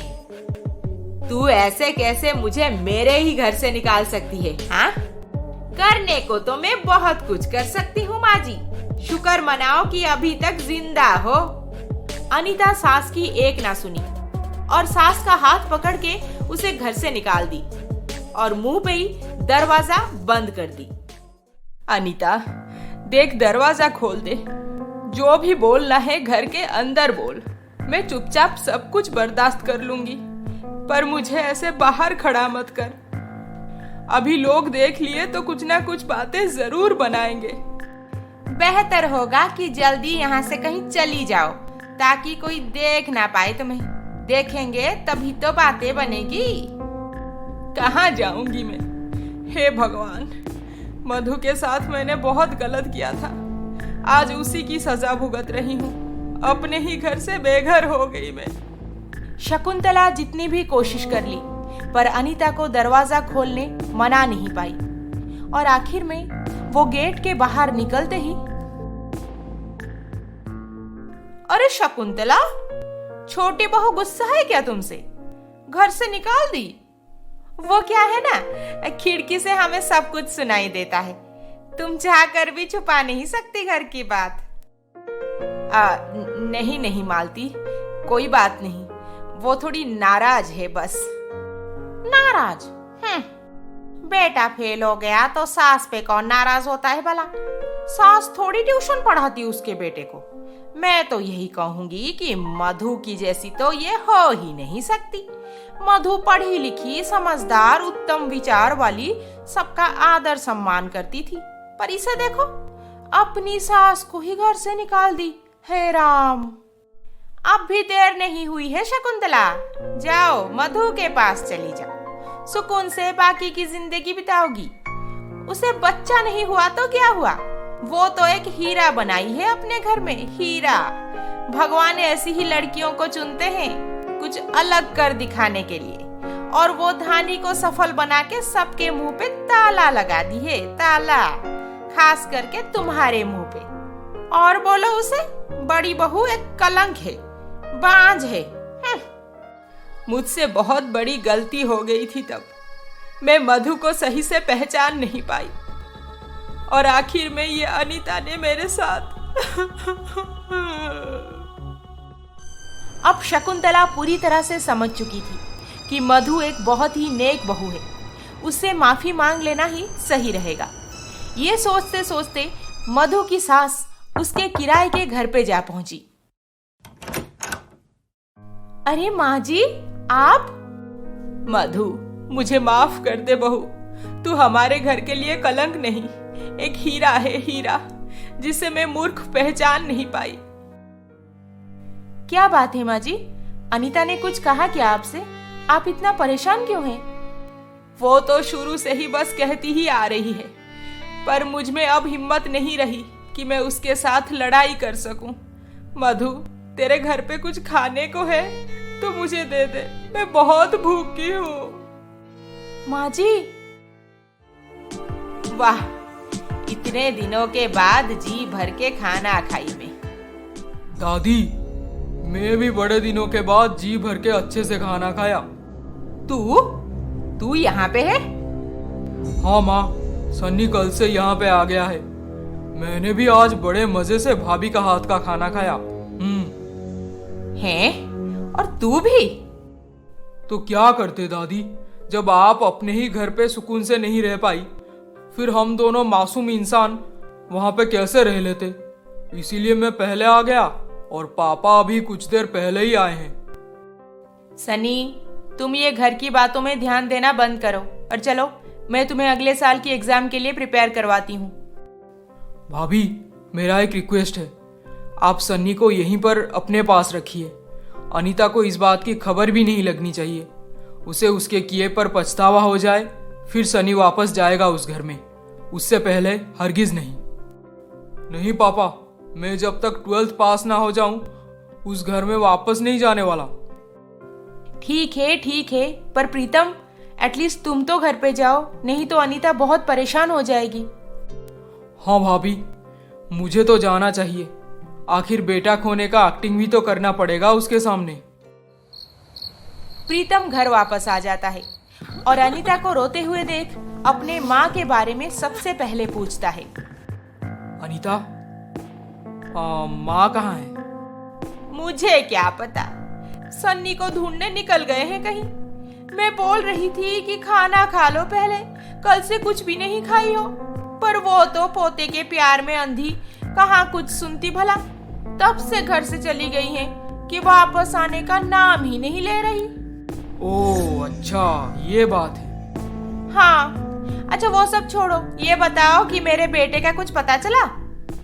नहीं, पुलिस में कंप्लेंट दे आया हूँ।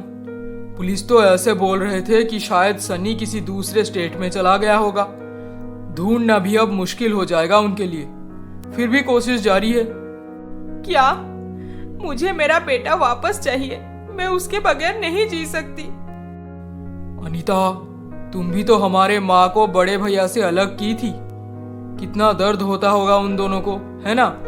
तुम भी थोड़े दिन के लिए बर्दाश्त कर लो, सन्नी मिल जाएगा। और वैसे भी तुमने तो अभी अभी कहा माँ भी गई है सन्नी को ढूंढने, क्यों? हाँ। दिन महीने बीतते गए। अनीता को बोला जा रहा था कि सनी का कुछ अता पता नहीं मिल रहा। अनीता रो रो के अपना हालत बिगाड़ चुकी थी। घर में कोई था ही नहीं कि जिससे वो बात कर सके, अपना दुख बांट सके। पूरी तरह से अकेली पड़ गई थी वो। उधर सन्नी अपने ताऊ जी के घर में रह के एग्जाम के प्रिपरेशन में लग गया था और शकुंतला भी अपनी बड़ी बहू के पास बहुत सुकून से रहती थी।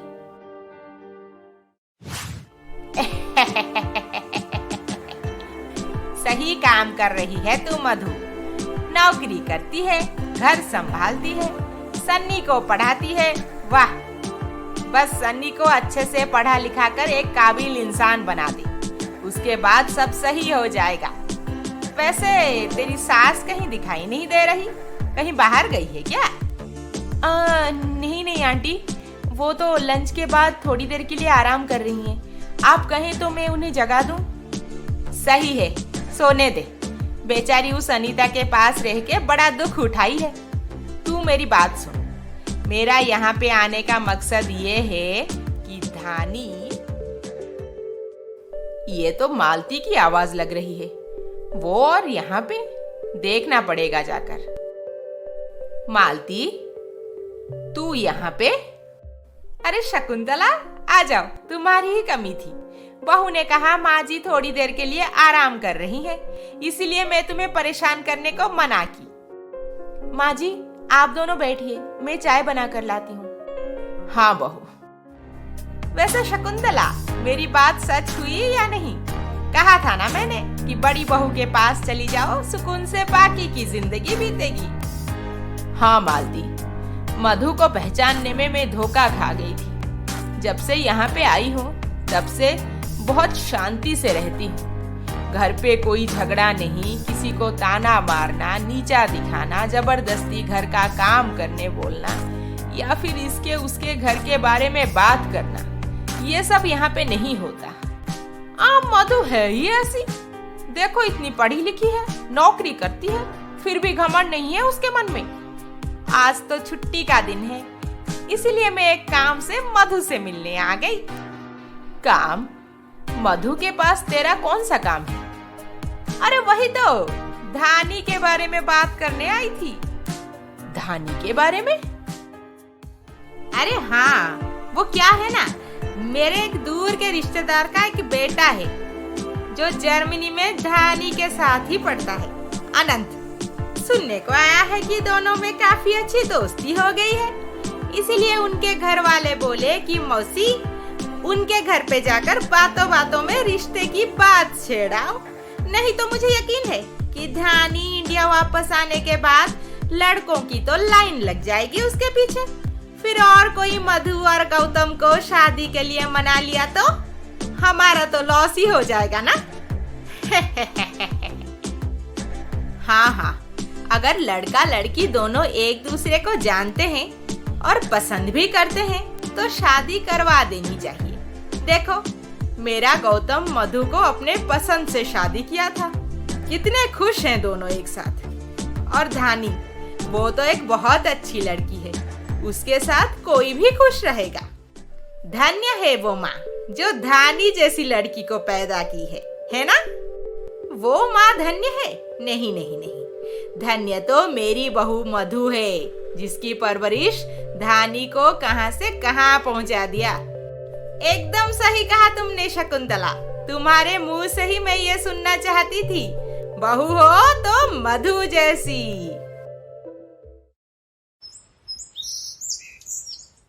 इसी बीच फॉरेन में धानी का सेकेंड ईयर कंप्लीट हो गया था और उसे इस बात की भनक तक नहीं लगी थी कि उसके माँ पापा को घर छोड़े सालों हो चुके हैं और ऊपर से सन्नी और दादी भी उसी के माँ पापा के साथ रहते हैं। माँ, पता है आपको, इस साल भी मेरा ग्रेड बहुत अच्छा रहा है। बस और एक साल कैसे भी करके कंप्लीट करूंगी और सीधा आपके पास आ जाऊंगी। धानी, मेरी बच्ची, तुम्हारे माँ पापा कब से दिन गिन रहे हैं कि कब तुम्हारा कोर्स खत्म होगा और तुम हमारे पास वापस आ जाओगी। आंखें तरस गई है तुम्हें देखने के लिए। माँ, एक बात बताओ, सन्नी का प्रिपरेशन कैसे चल रहा है? इस साल आगे निकल जाएगा या फिर लटकने वाला है?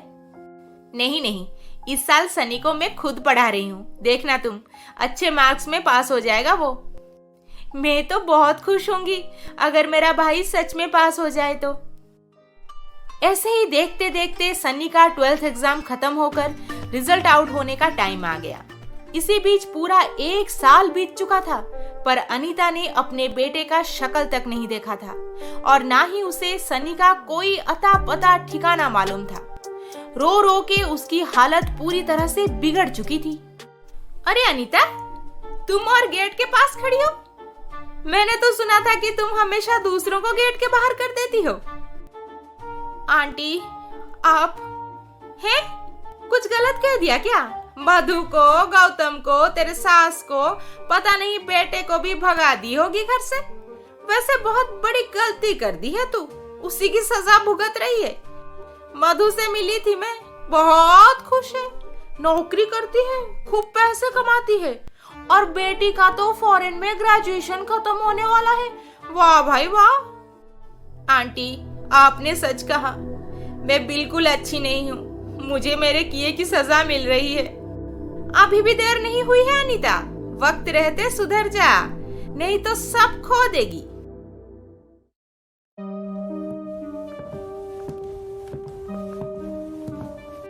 अनीता, ये क्या है? हाँ, तुम ऐसे कब तक दुखी होकर रहोगी?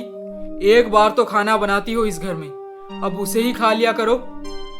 मुझे मन नहीं करता कुछ भी खाने को। मेरा बेटा मुझे छोड़ के चला गया।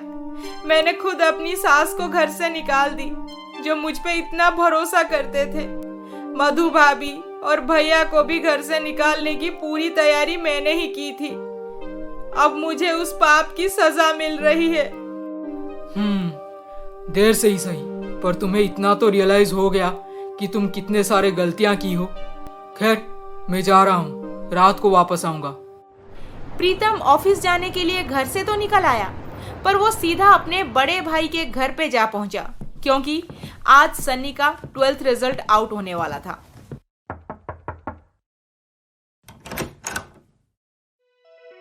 प्रीतम, तुम ऐसे ही आ गए? क्यों, क्या हुआ भाभी? सन्नी कहाँ है? अरे बाबा, मेरा मतलब है कि खाली हाथ क्यों आए हो? मिठाई कहाँ है? तुम्हारा बेटा फर्स्ट क्लास में पास हुआ है। क्या? सनी? हाँ पापा, आपका बेटा आखिर में कर दिखाया और ये सक्सेस मुझे ताई जी के बदौलत नसीब हुआ है। चलिए, अब मुझे घर जाना है और माँ से मिलकर उन्हें भी बताना है कि उनका बेटा निकम्मा नहीं है। नहीं सनी, तुम्हारी माँ अभी तक पूरी तरह से अपनी गलती मानी नहीं है। जब वो माँ, भैया, भाभी तीनों से माफी मांगने तैयार हो जाएगी तभी तुम उसे अपनी शक्ल दिखाने जाना, अभी नहीं। ठीक है, जैसे आपको सही लगे। उधर फॉरेन में धानी का लास्ट ईयर खत्म हो गया और उसे वहां पे एक बहुत ही अच्छी कंपनी में जॉब ऑफर भी मिल गया था। इसीलिए अब वो ज्वाइनिंग से पहले इंडिया आकर अपने माँ पापा से मिलके उन्हें सरप्राइज देना चाहती थी। अगर मैं माँ पापा को बोल दूं कि मैं इंडिया वापस आ रही हूँ तो वो खुशी से पागल हो जाएंगे। नहीं, क्यों ना मैं उन्हें सरप्राइज दूं। यस, ये प्लान सही रहेगा। धानी अपने प्लान के मुताबिक जर्मनी से सीधा इंडिया अपने घर पहुंच जाती है, वो भी किसी को कुछ बिना बताए।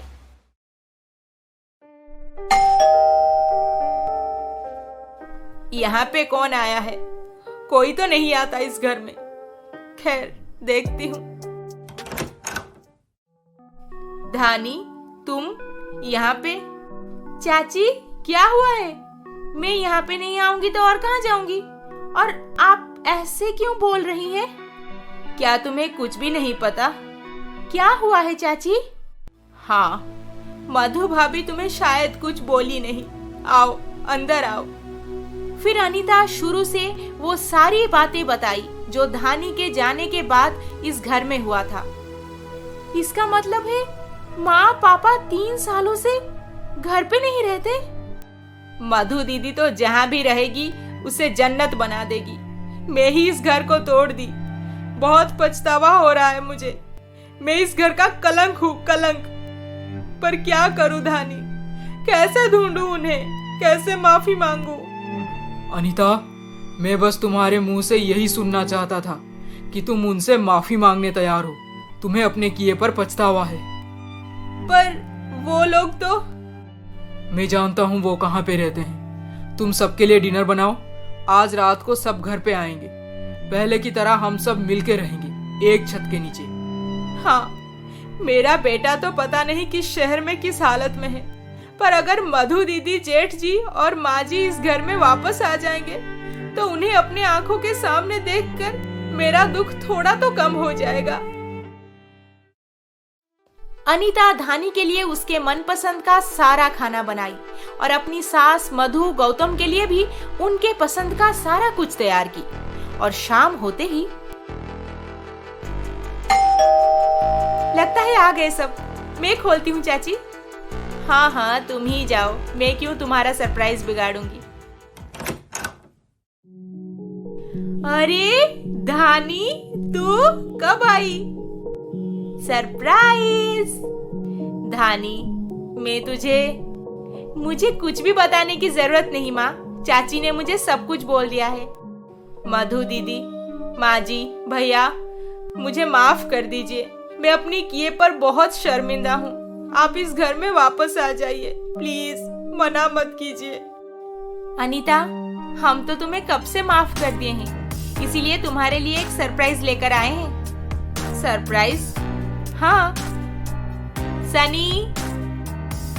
माँ, पता है मैं 12th में फर्स्ट क्लास में पास हुआ हूँ। निकम्मा नहीं हूँ मैं। सनी, मेरा बच्चा। अनीता अब पूरी तरह से बदल चुकी थी। वो घर पे सबके साथ अच्छा बर्ताव करती थी और धानी को अपनी बेटी भी मानती थी। सन्नी 12th पास करने के बाद रीगल कॉलेज ऑफ इंजीनियरिंग में एडमिशन ले लिया था। अब उसमें कॉन्फिडेंस आ गया था कि वो पढ़ाई और बाकी की चीजें कैसे हैंडल करेगा। हेलो, आई एम सूरज। दोस्त मुझे प्यार से सन्नी बुलाते हैं। तुम दोनों फ्रेशर हो? यस सर, मैं Swati. Good morning. Hi Swati. और तुम? मैं Tina. Good morning sir. Good morning, good morning. पर मैं सीनियर नहीं, मैं भी एक फ्रेशर हूँ। तो यहाँ पे इतने स्टाइल से आकर इंट्रो क्यों मांग रहा था? पागल कहीं का, जा यहाँ से। वैसे ही इतना डरे हुए हैं और ये ऐसे नाटक करके और दिमाग खराब कर रहा है। मजा आ गया।